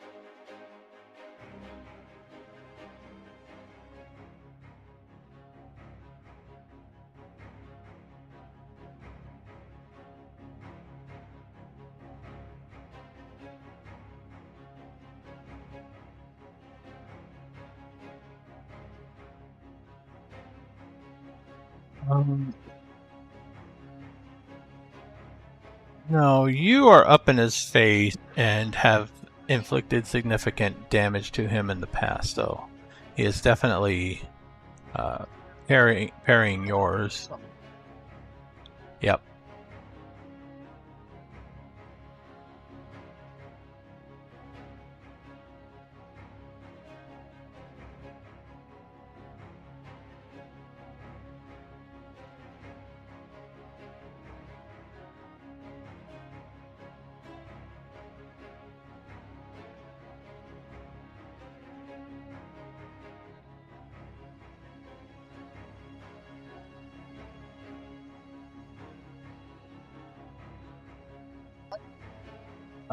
He has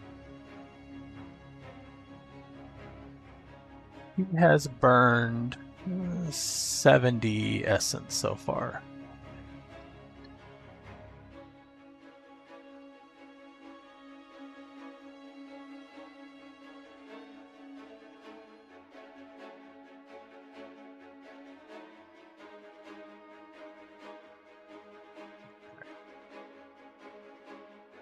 So on 14.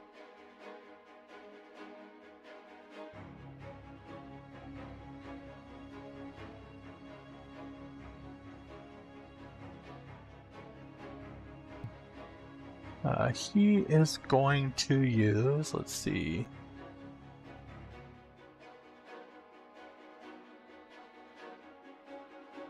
He's going to spend up to his strength score. So that's 5, 6.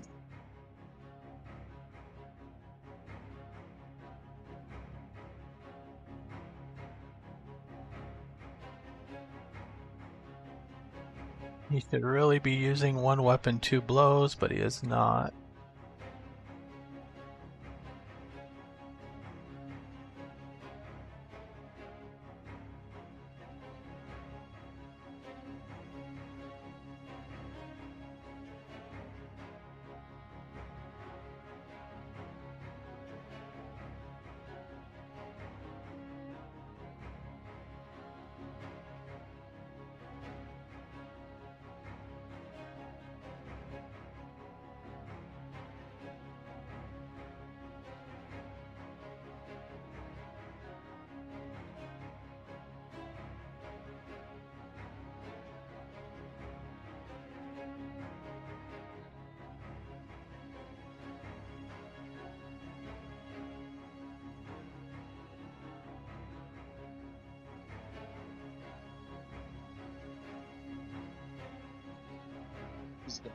He's spending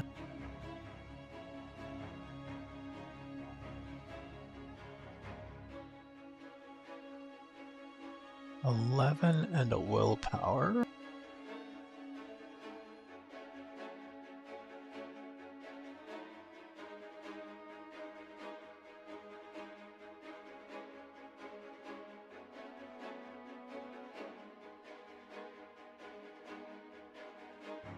He is going to make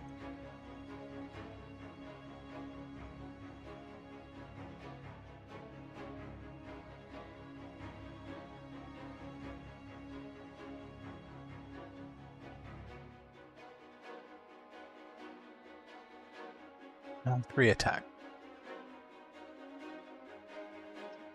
Yes, one on each of you.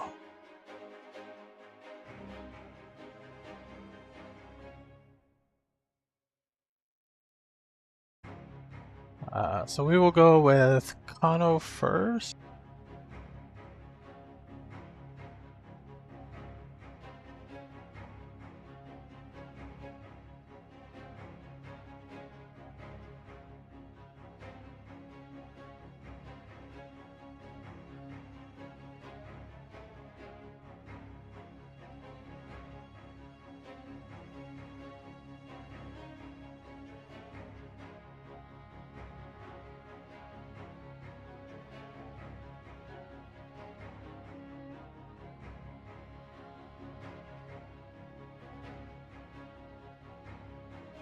Dodge 10, so 5, so 4 extra successes.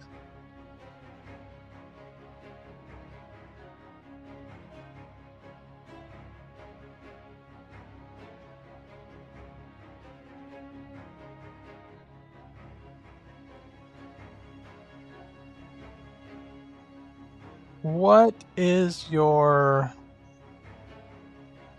Let's see. If the attack hits, the charm adds 1 die to post-soak damage for each mote. So... probably just reduce your soak by 5 for the table.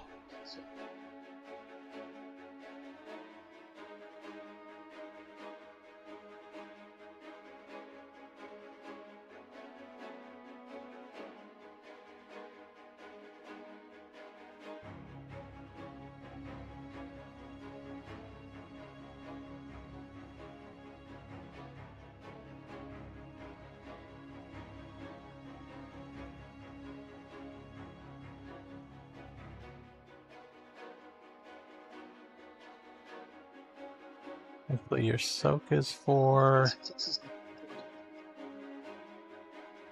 his base damage is going to be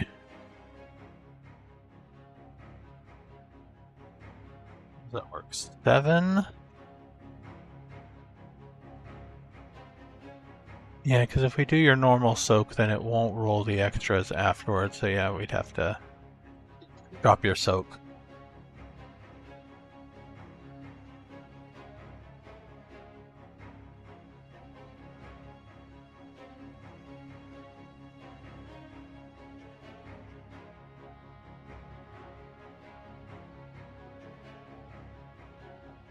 Three lethal.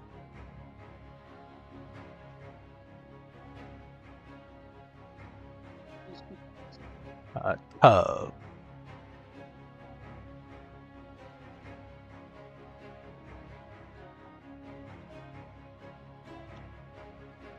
What is your defense, parry or dodge? It was 4 and 5, right? Something like that. Oh, hold on.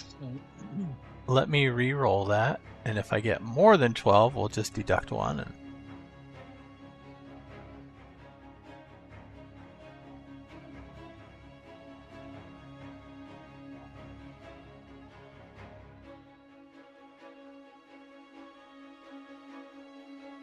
Parry. Oh. Dodge. I think dodge was 5.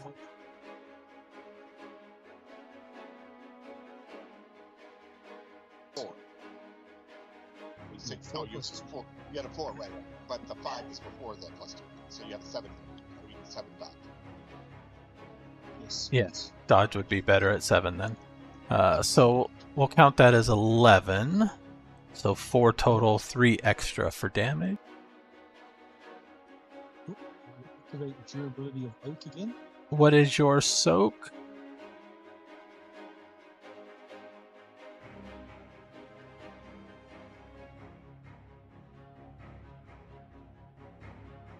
So 20 in total. Okay. Yeah, I think you did.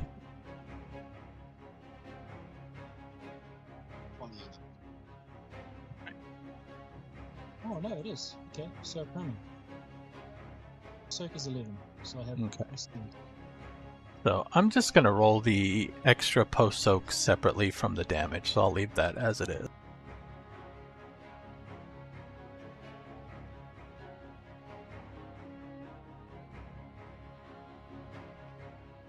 Sweet. All right, and then 3 after soak, so 3 damage. And then lethal, yes.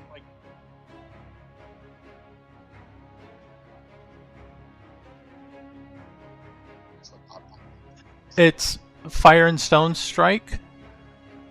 You spend up to your strength motes and make a melee attack. If it hits, you add 1 die to post-soak damage for each mote spent.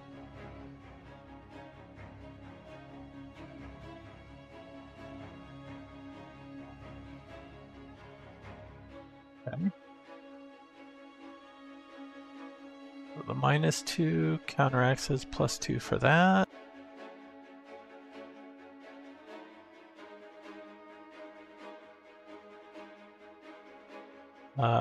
Yes.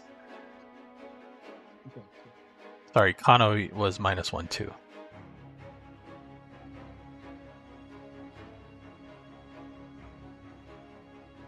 Yep. Okay.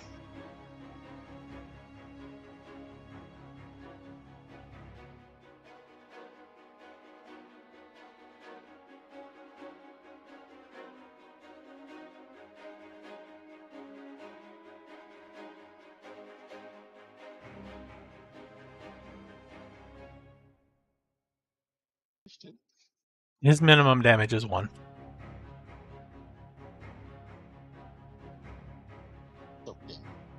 Yes. So I guess his minimum damage is 6. Damage is He's adding 5 to whatever is left after soak.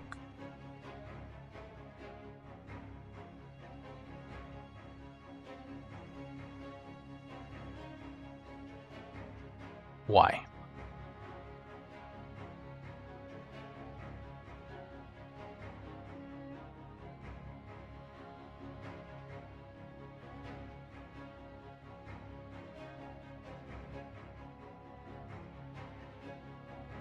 Okay. So reduce.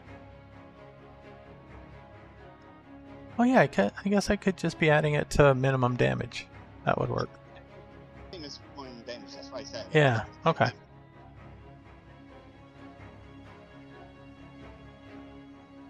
Okay. So his minimum will be 2.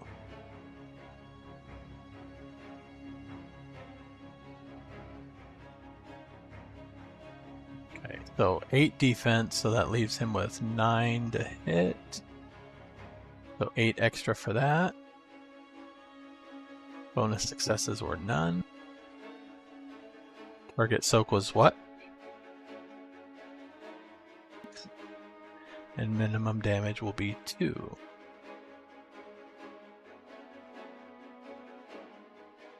Take 1 lethal and lose 1 mode of essence.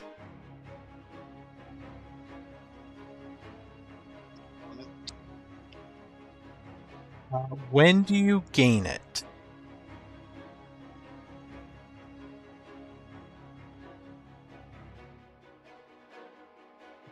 I will say for purposes of timing, no, he would gain it as you take the damage, and then taking the damage regains it, so you would gain yours after his drain. Okay.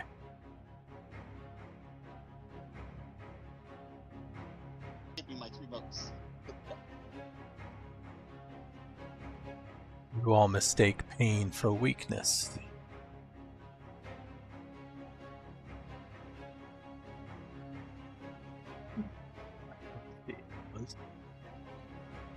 Four.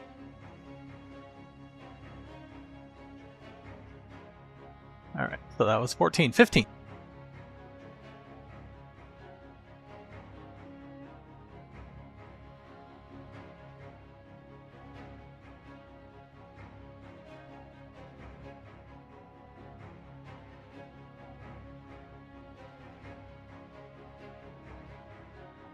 I'm looking to dwarves.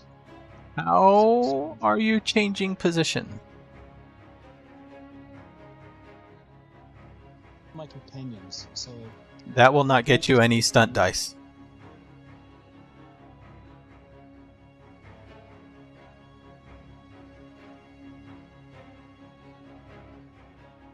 the way around the back. Hint, hint. That will not get you any stunt dice. Do it cool. Do it flashy.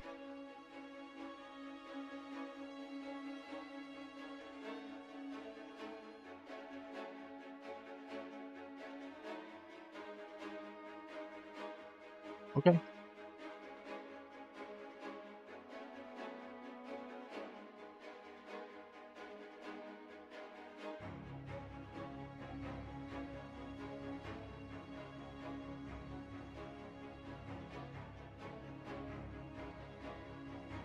Five successes.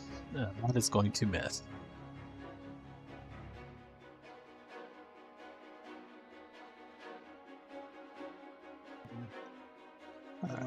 Two. Alright. 16. 17. 18.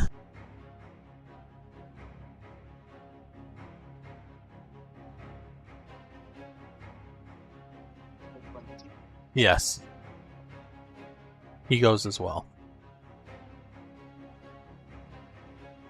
60. Oh. Oh, Go on 16.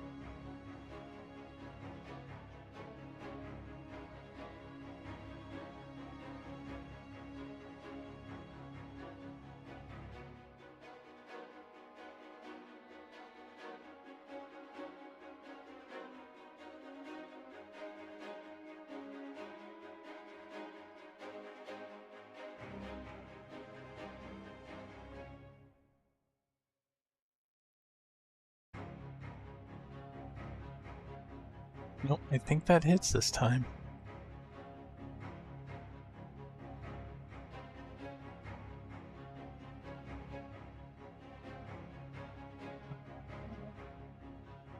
He's going to attempt to dodge it, so his dodge DV is...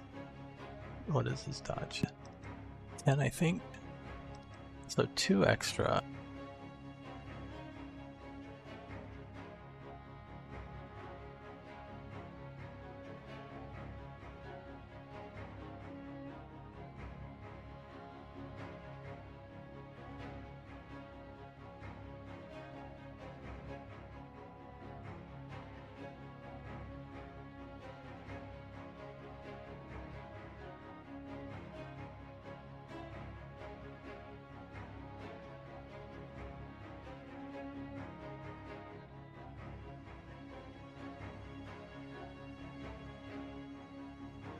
It's me, I'm done on 16. So 17, nobody was. 18, a lot of people go.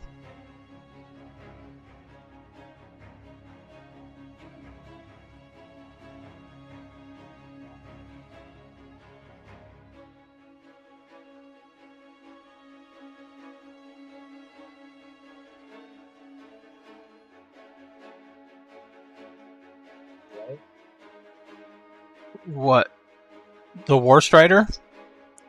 Yeah, you guys are standing underneath it pretty much.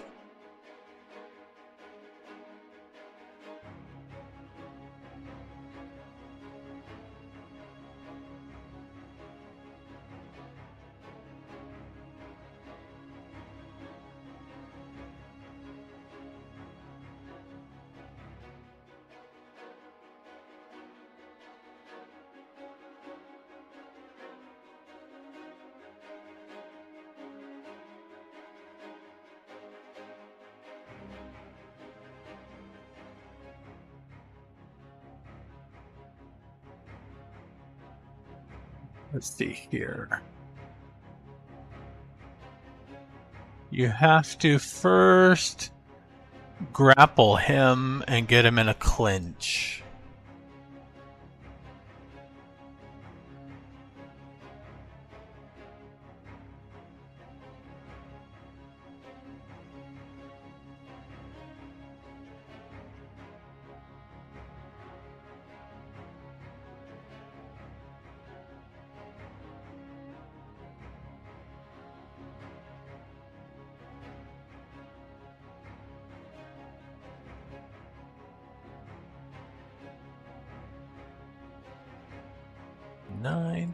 Yes, it would be martial arts.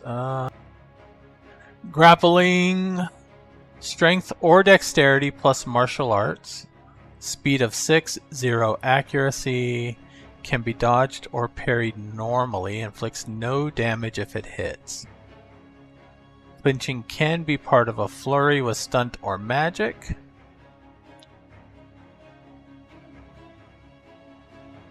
If it does not hit, the attacker's ineffectual pawing accomplishes nothing. If the attacker hits, he seizes his opponent in a clinch and controls it. And then on your next...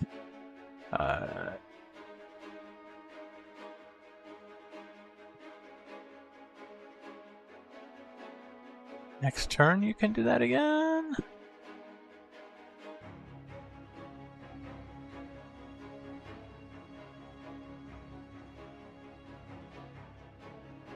Or is ending a clinch?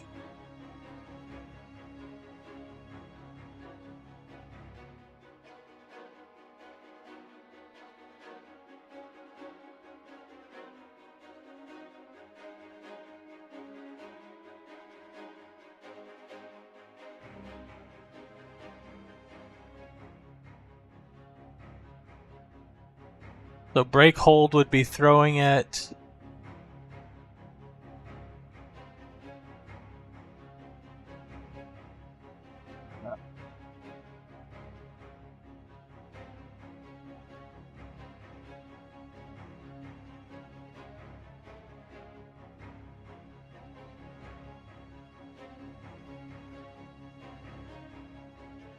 So yeah, you would hold him for speed 6, He would be inactive until he either breaks free or you end it, and you would end it on the next turn after that, and that would be when your throw would take effect.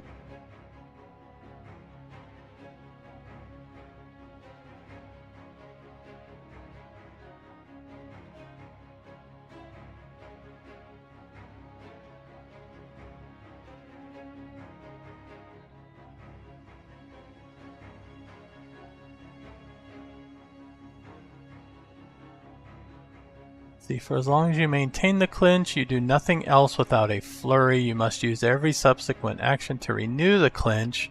Without a stunt or magic, you cannot block or dodge. Held opponent cannot block or dodge either, as per the inactive action. So, what is inactive?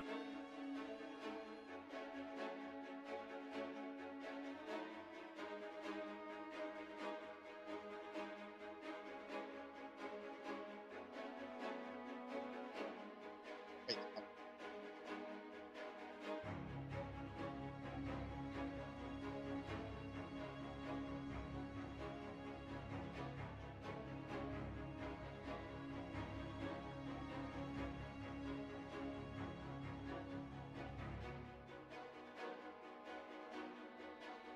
So when renewing a clinch, you reroll strength or dexterity plus martial arts, and the victim then rolls the same strength or dexterity plus martial arts. But for the first round, you have them if it hits.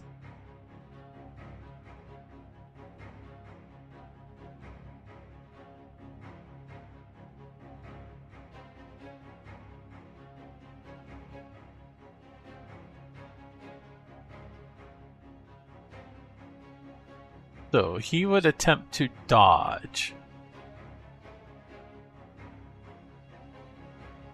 His DV is a 10, so you'd have to get higher than 10.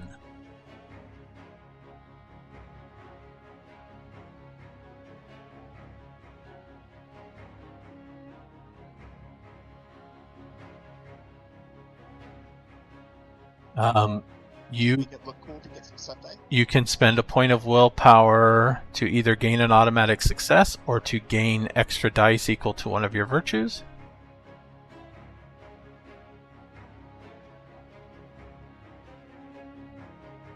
Yeah, it's one or the other.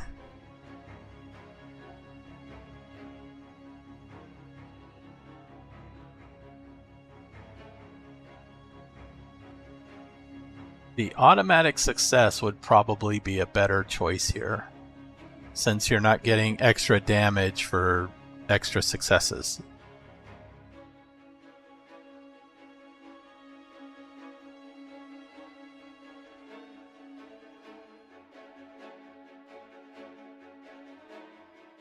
Oh, never mind. I was thinking. Let's do that.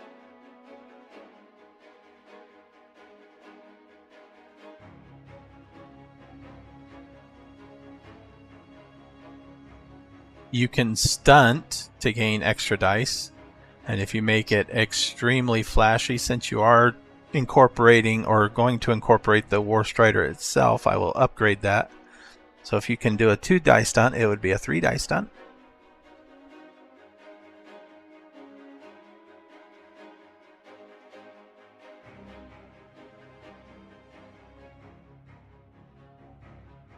Overwhelm me.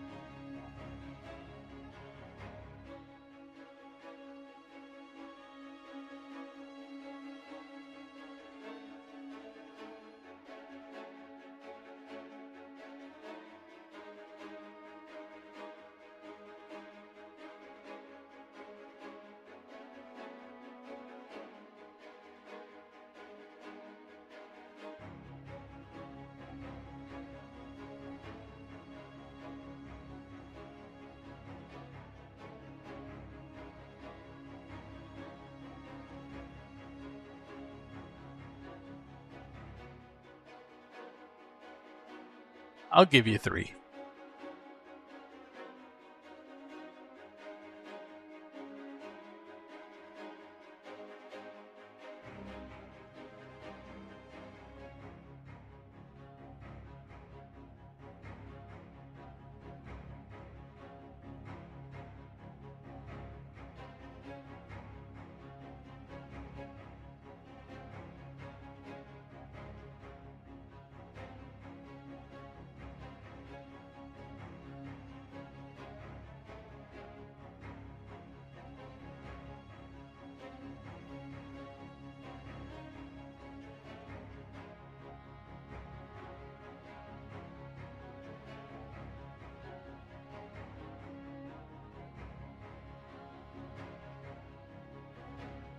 Wait, do something. So, Yeah, I'm looking that up.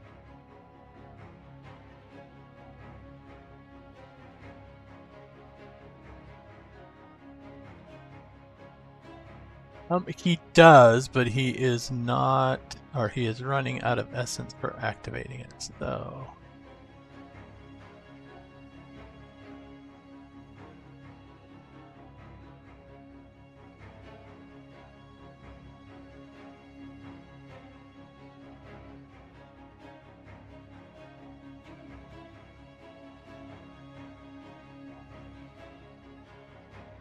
it's just. Yeah. Five.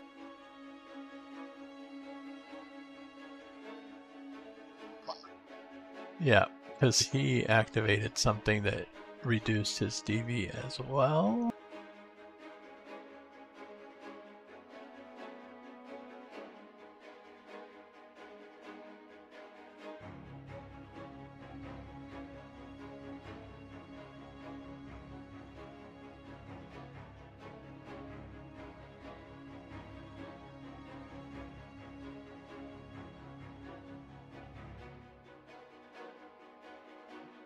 Let's see, it is 10, 9, 8.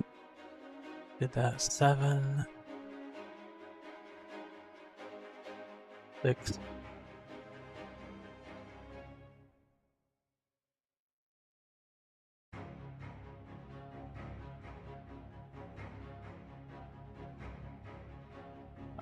Yeah, I will. Yeah, 1 success. He attempted to dodge and did not.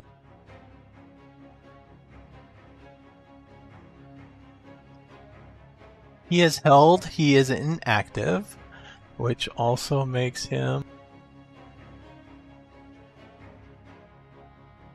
He does nothing. They go simultaneously, so I don't know. Yeah, he gets to do his attack. Let him go. And he was going to attack Nissa. So he attacks Nissa, Burke runs up to attack him, and you do whatever you do, and it all resolves simultaneously.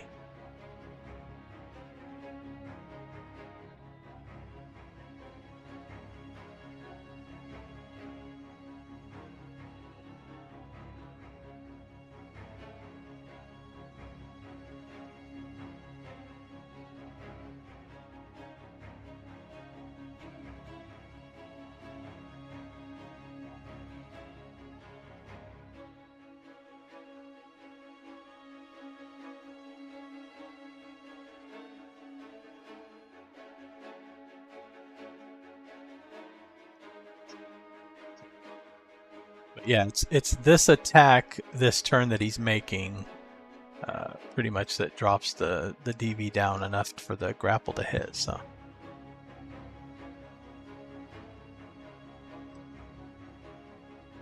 yeah.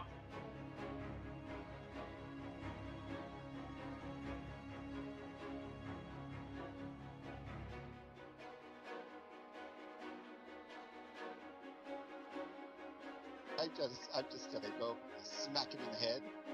Does he have a penalty to hit you? He does.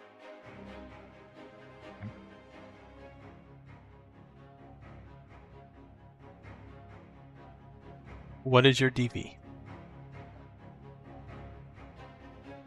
4, so 3 extra.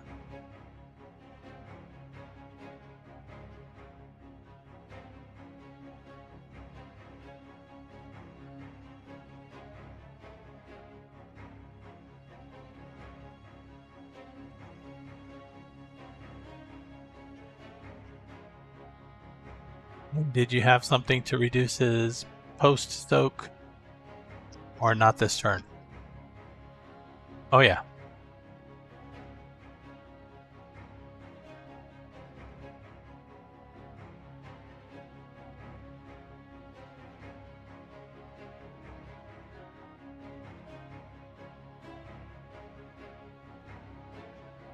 Five and What is your soak? 26. Five.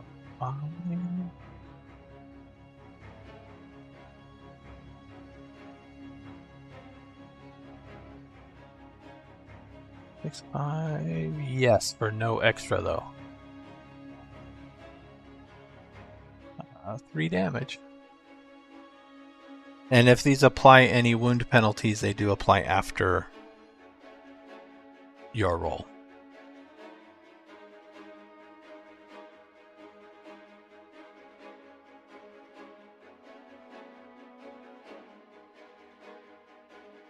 No bonus dice. Yeah, no bonus dice.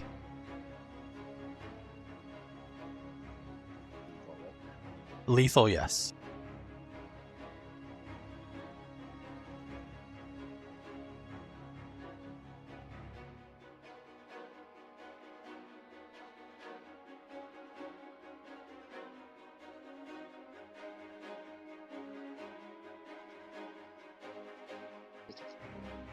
You whack him for 2, and he whacks you for 3. Yes.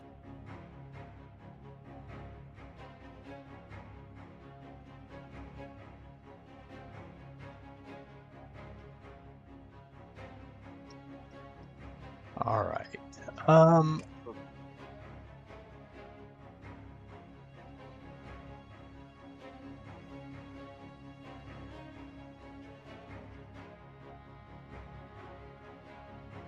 So he is now immobile. Where is that?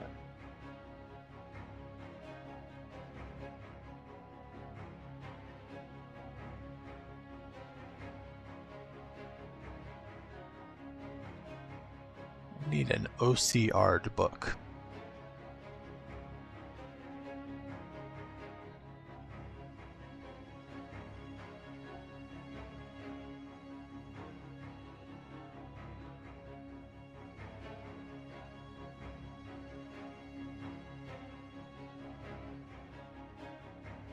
Inactive. The character is conscious, paralyzed, helpless, or otherwise unable to decide her own actions. Players cannot choose for their character to be inactive, except perhaps by arranging for some form of incapacitation. Okay. So while he is grabbed, his DVs are now 0. Oh my gosh, I completely forgot about this. On the next available tick.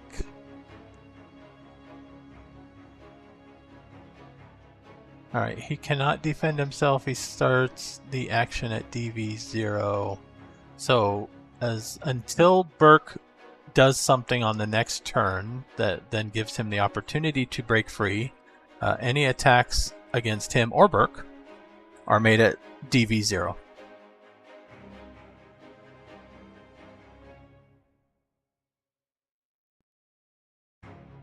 Yes, if you have one.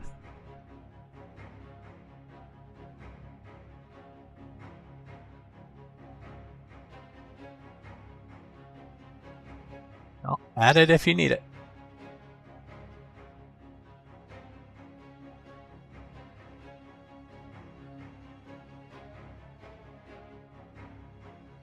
All right. That was 18. 19. 20. 21. Oh, you go on 20?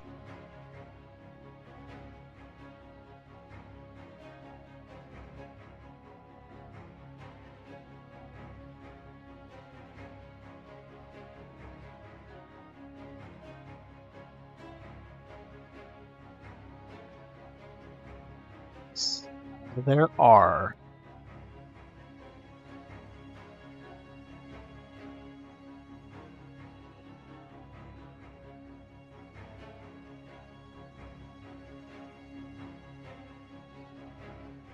See where it's disarming.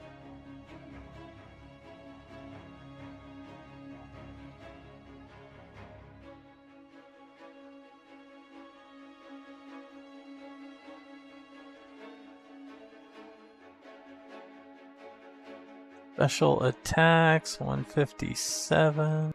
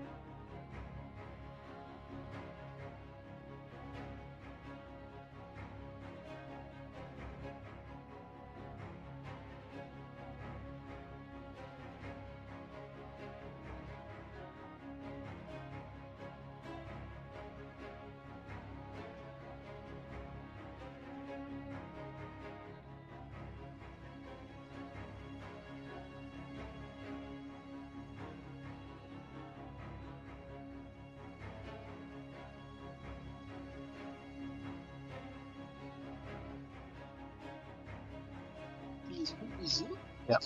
His DV is 0, so he has Wits plus melee. Unfortunately, his infinite mastery can modify that. So he is going to...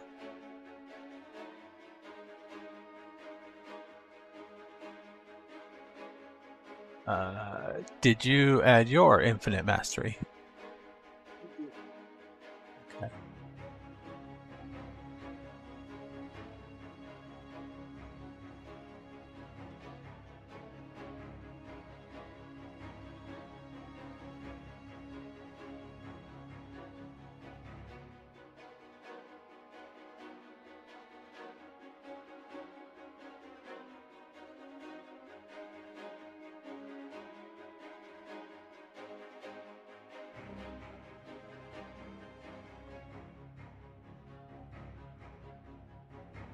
So he has 14, so 7 on that, plus 4 automatic successes is still not enough.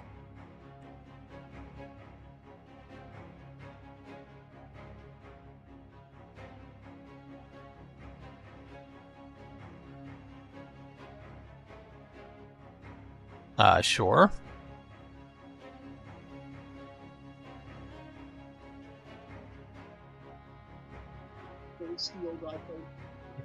Feels wrong.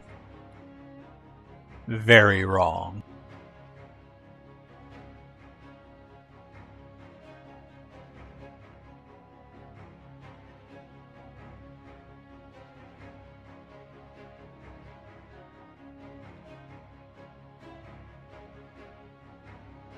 All right.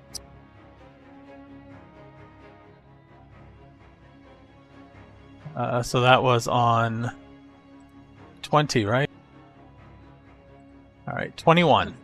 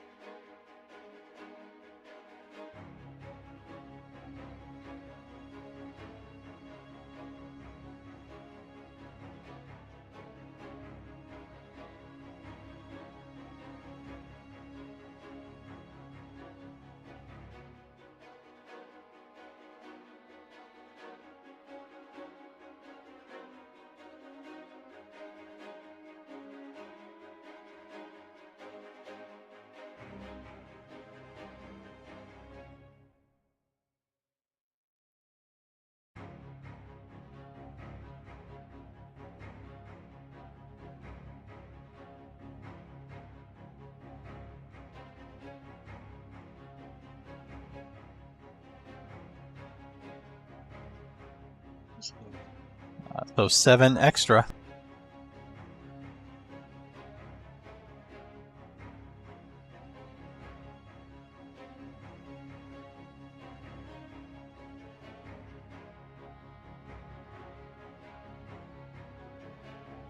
None, yeah, none unless you have a charm that gives you bonus successes. Is that good? Yes.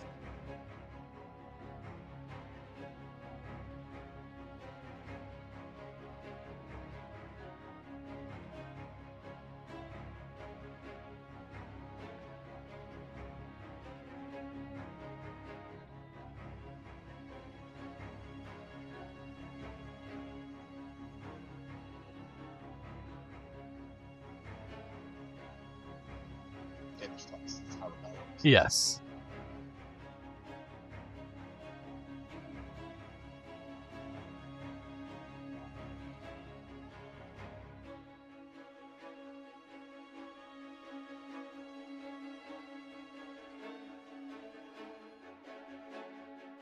So I'll just add 14 onto that, so So- that 15. So just roll, use the dice macro, and roll 7 extra dice. Oh wait, hold on.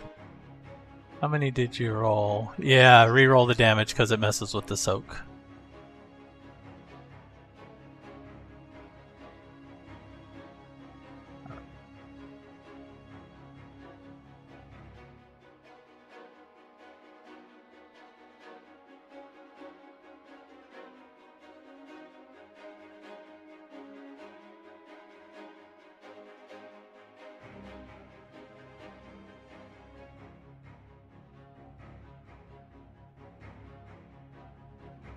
I've already rolled the first one, which missed. No, the first.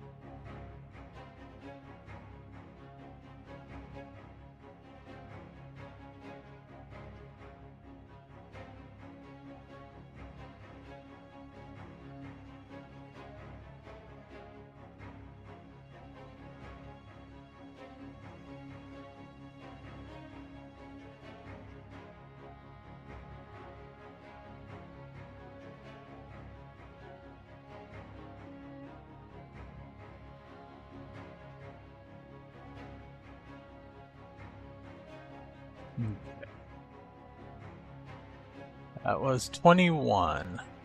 22. He would go on 22, so he is going to start ticking up until Bert goes.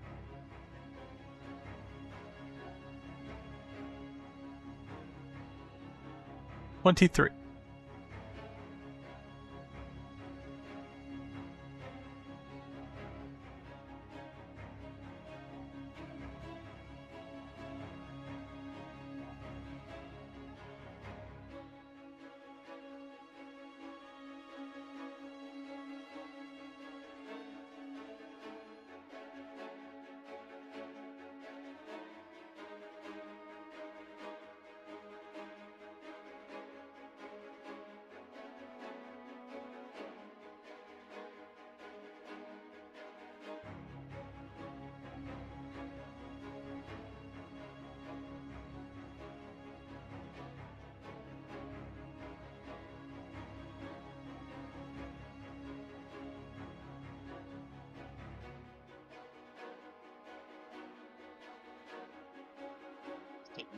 When you run out of willpower, you... Oh, hold on. Sounds like You lose...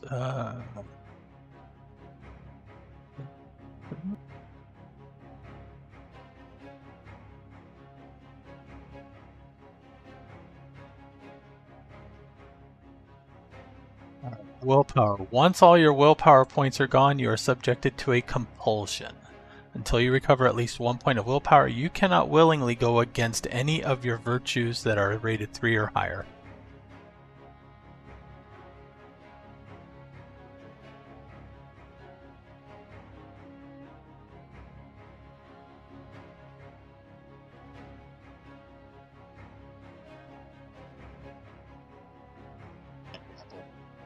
Yep.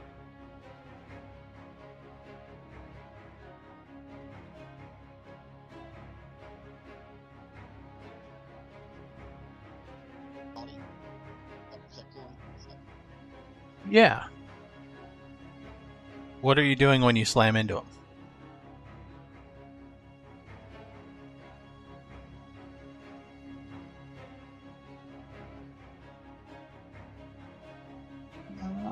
Who's dead? I'll give you a 3 die stump for that.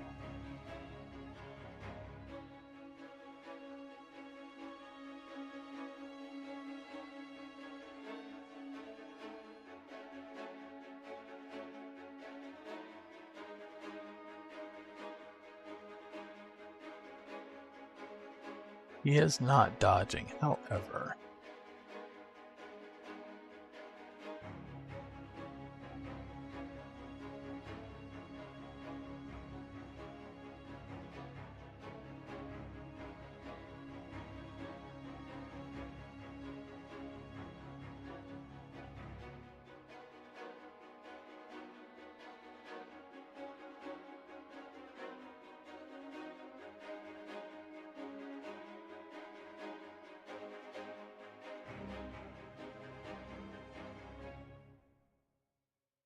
No.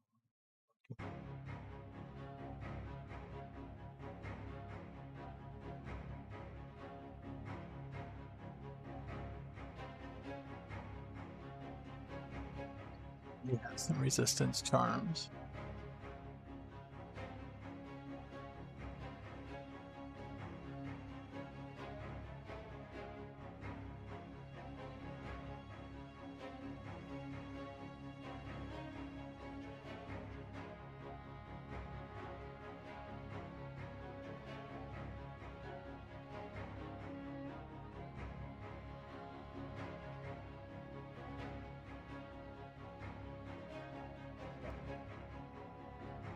Yeah, looking something here.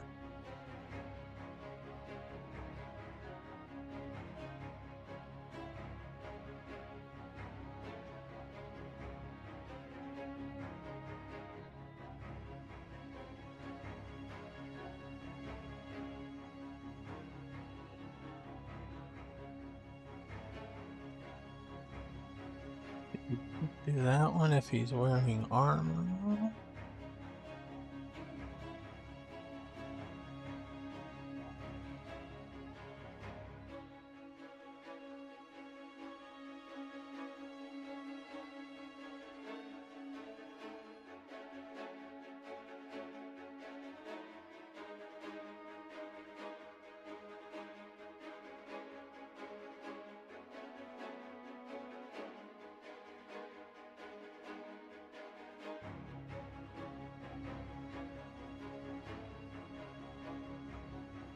Starting to look hurt.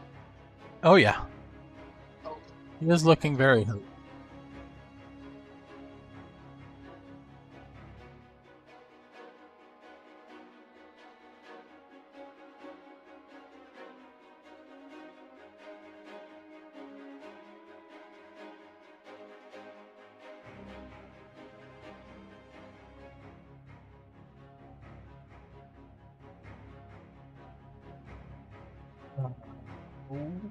What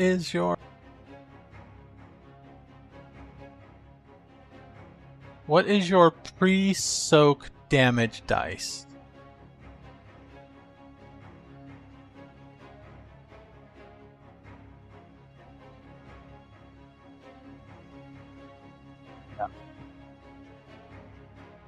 gonna eat all the piece. Okay.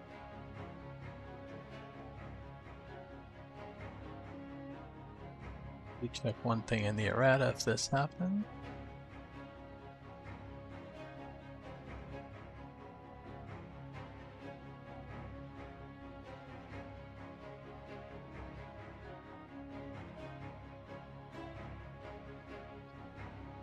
This charm reduces the post-soak damage of an attack, not the raw damage. It may not reduce an attack's damage below 1 die.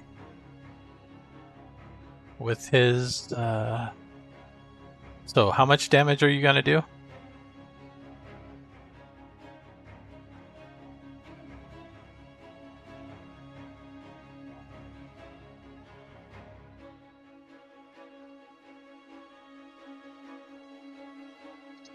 Mm-hmm.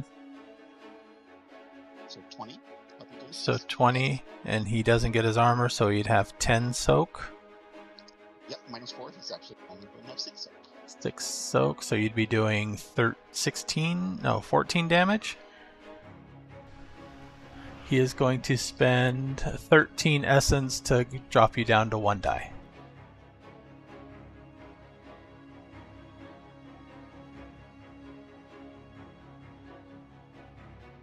Affected by this?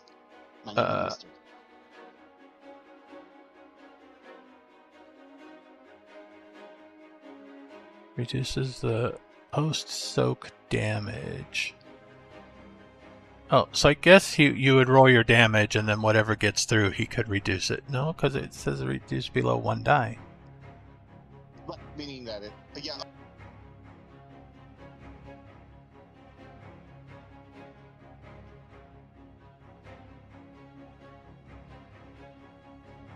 Like.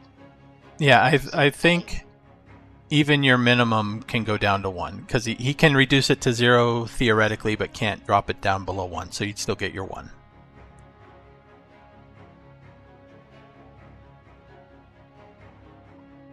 Yeah.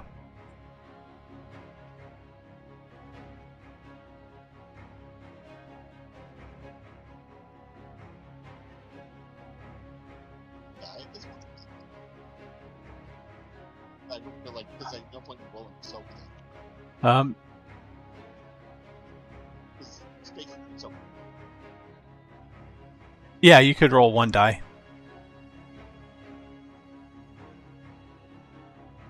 No, normal D10 from the macro, and if it's a success, then it's a damage.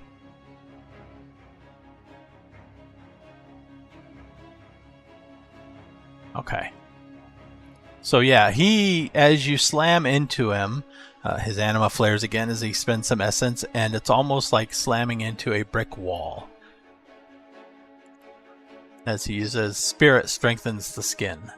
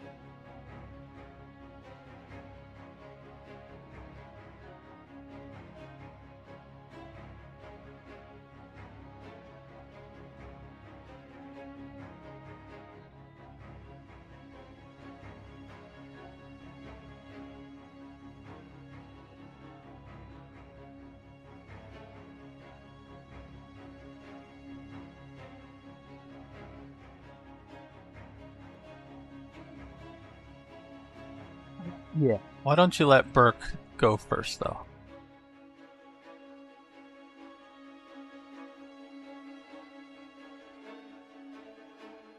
Yes, I will give you both 3.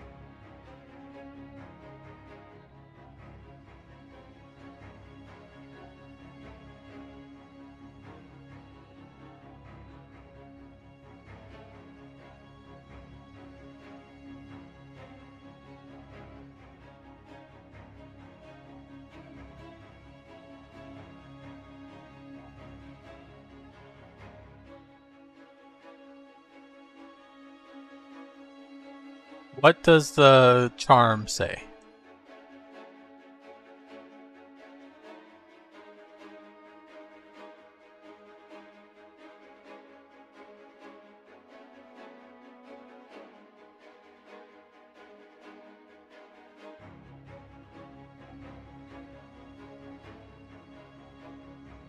Alright, so this would be...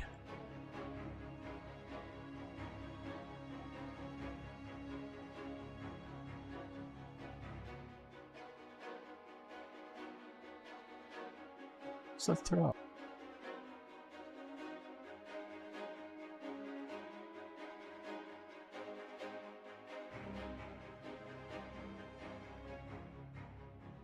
Special attack.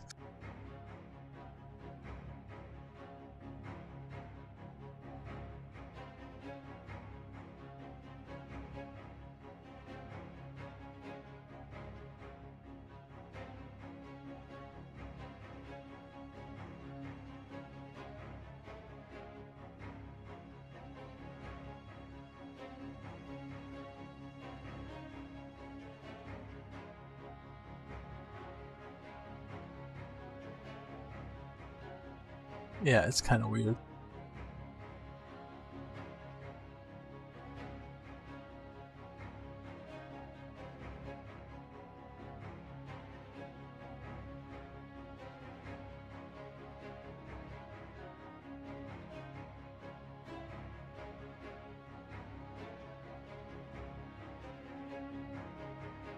So it looks like it's going to be strength or dexterity plus martial arts. He rolls the same thing. And if you succeed, you may then immediately break hold, which is throwing...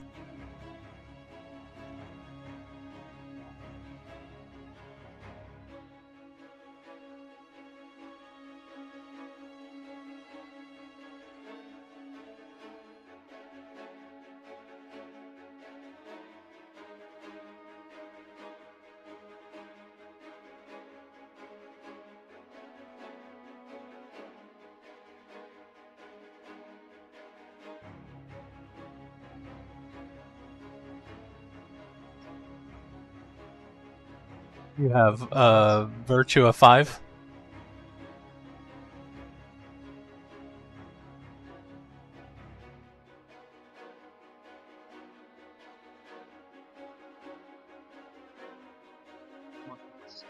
Yeah. Spend...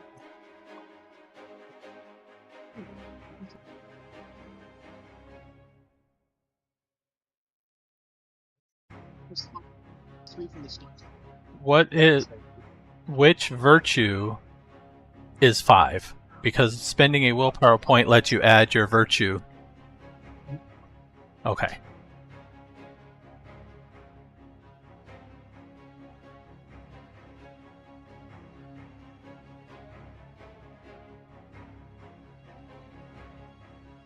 So yeah, you get to roll 15.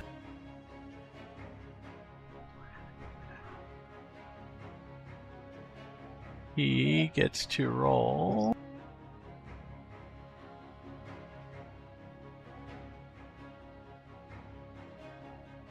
Yes.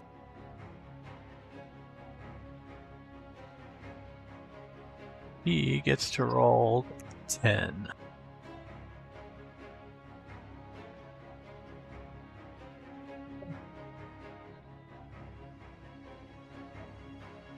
He also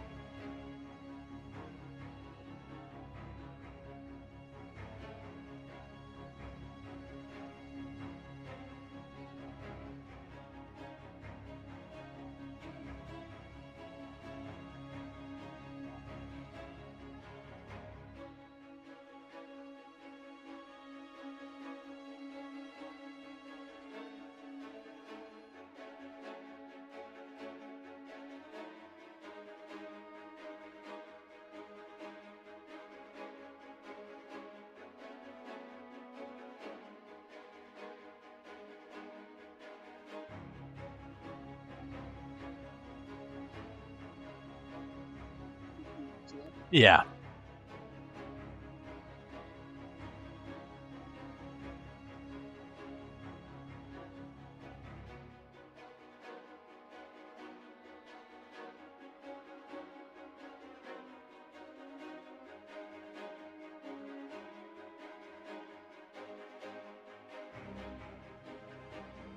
This is.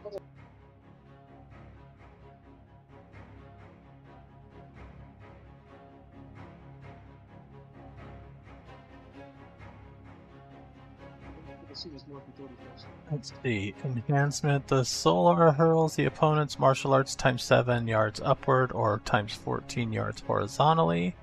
The cost drops to 2 motes instead of 3. So you can throw them farther, it costs less.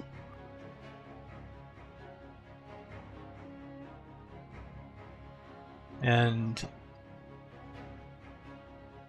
where is the thing about taking damage?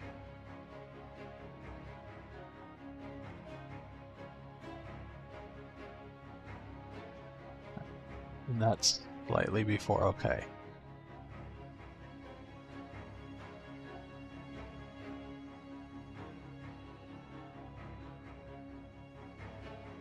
He otherwise would have traveled, okay. Typically bashing, but it can be lethal if it strikes a dangerous object. This isn't... This is just a lot. Yeah. I'll give you 47 bashing, but his 34 soak will apply.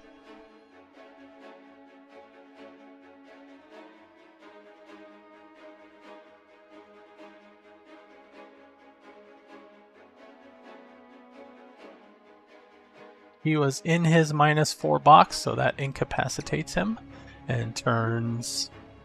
And then 6 more go into aggravated.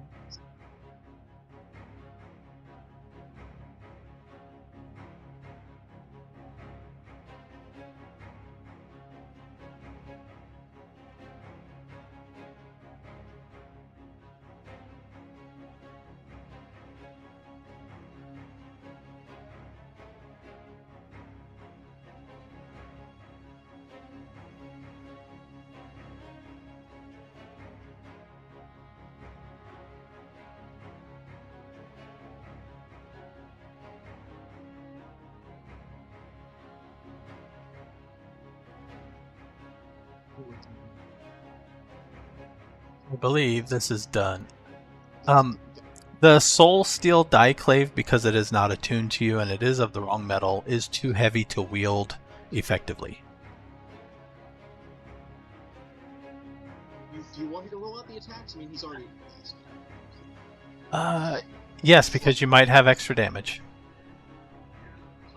He's got 0 defense. 0 defense, yep.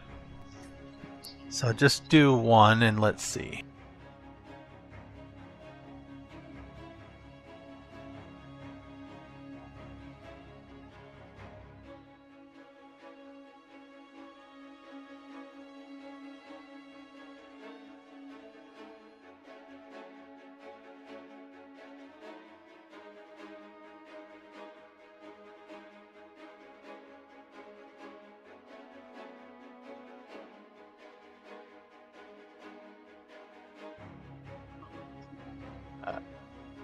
How do you kill him, though?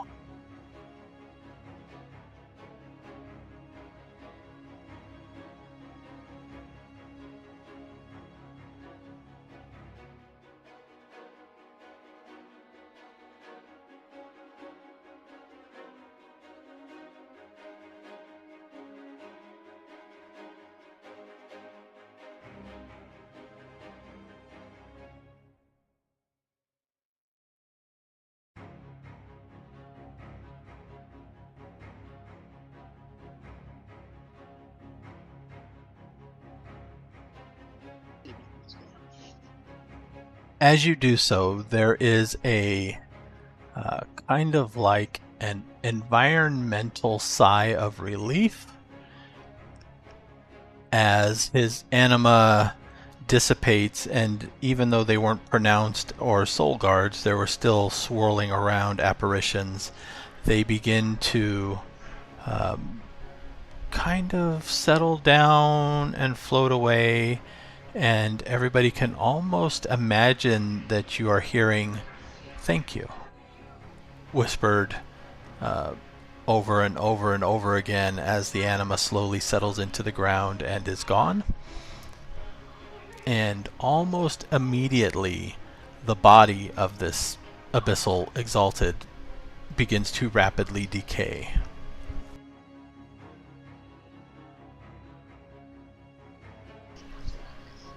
Yep.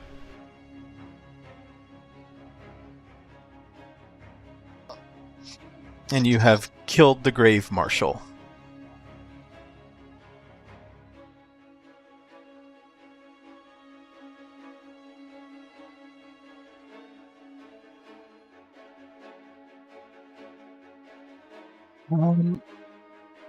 He was into his personal essence, so that was 41.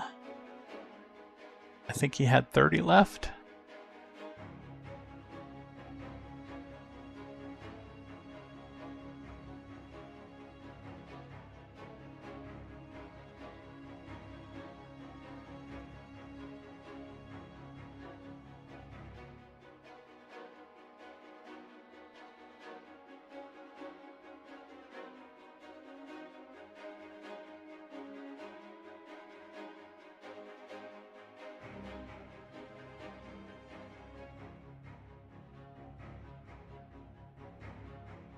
The challenge was trying to come up with stats. I mean, doing the soul steal by the book would have stripped you guys of essence way too quickly, I thought.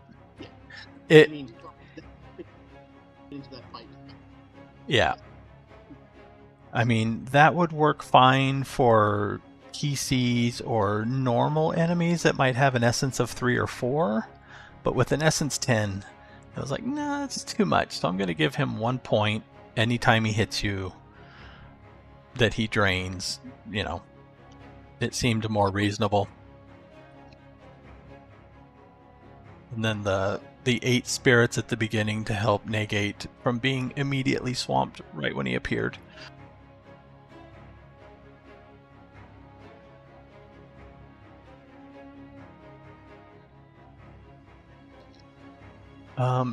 Total, he had 132. He started off by devoting 20. Yeah, 20, I think, to infinite melee mastery. When he did nothing and he spent his willpower and his anima flared again, he was activating Relentless. I forget the name. A special ability that turned all of his wound penalties into bonuses. So the more you hurt him, the harder the more dangerous he became until the moment he died.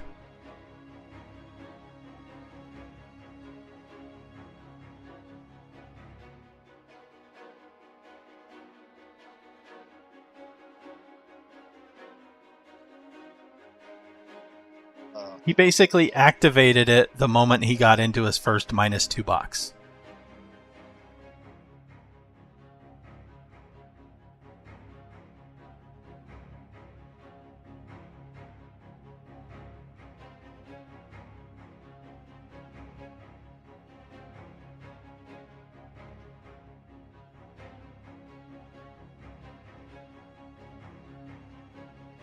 Yeah, see, I mean, there was more than just inflicting damage because of the essence drain, trying to scare him into spending it faster, giving him more targets to attack, therefore he wasn't taking too much from any one person either. Right.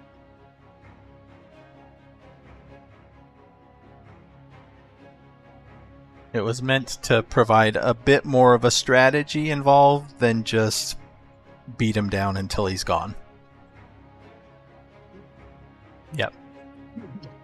That's always viable.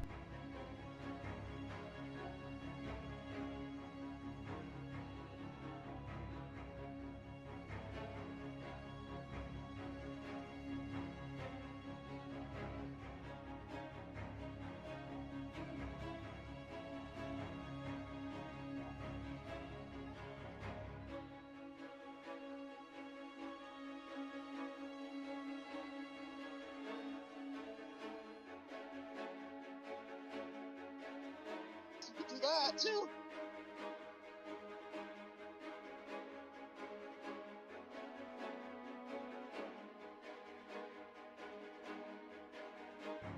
Dude, it's got like a slingshot. I think it's like tick.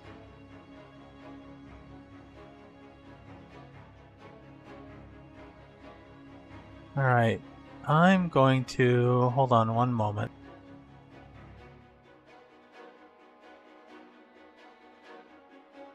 Stop the stream. This...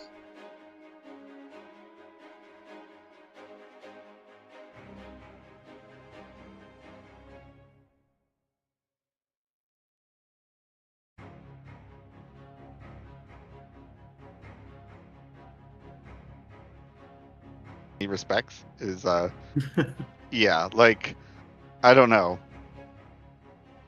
Damn OBS. For whatever reason, it did not pick up any of your audio again. On the last game? Oh, sad. It had my input right. The output was not for some reason, and I have not done anything to change.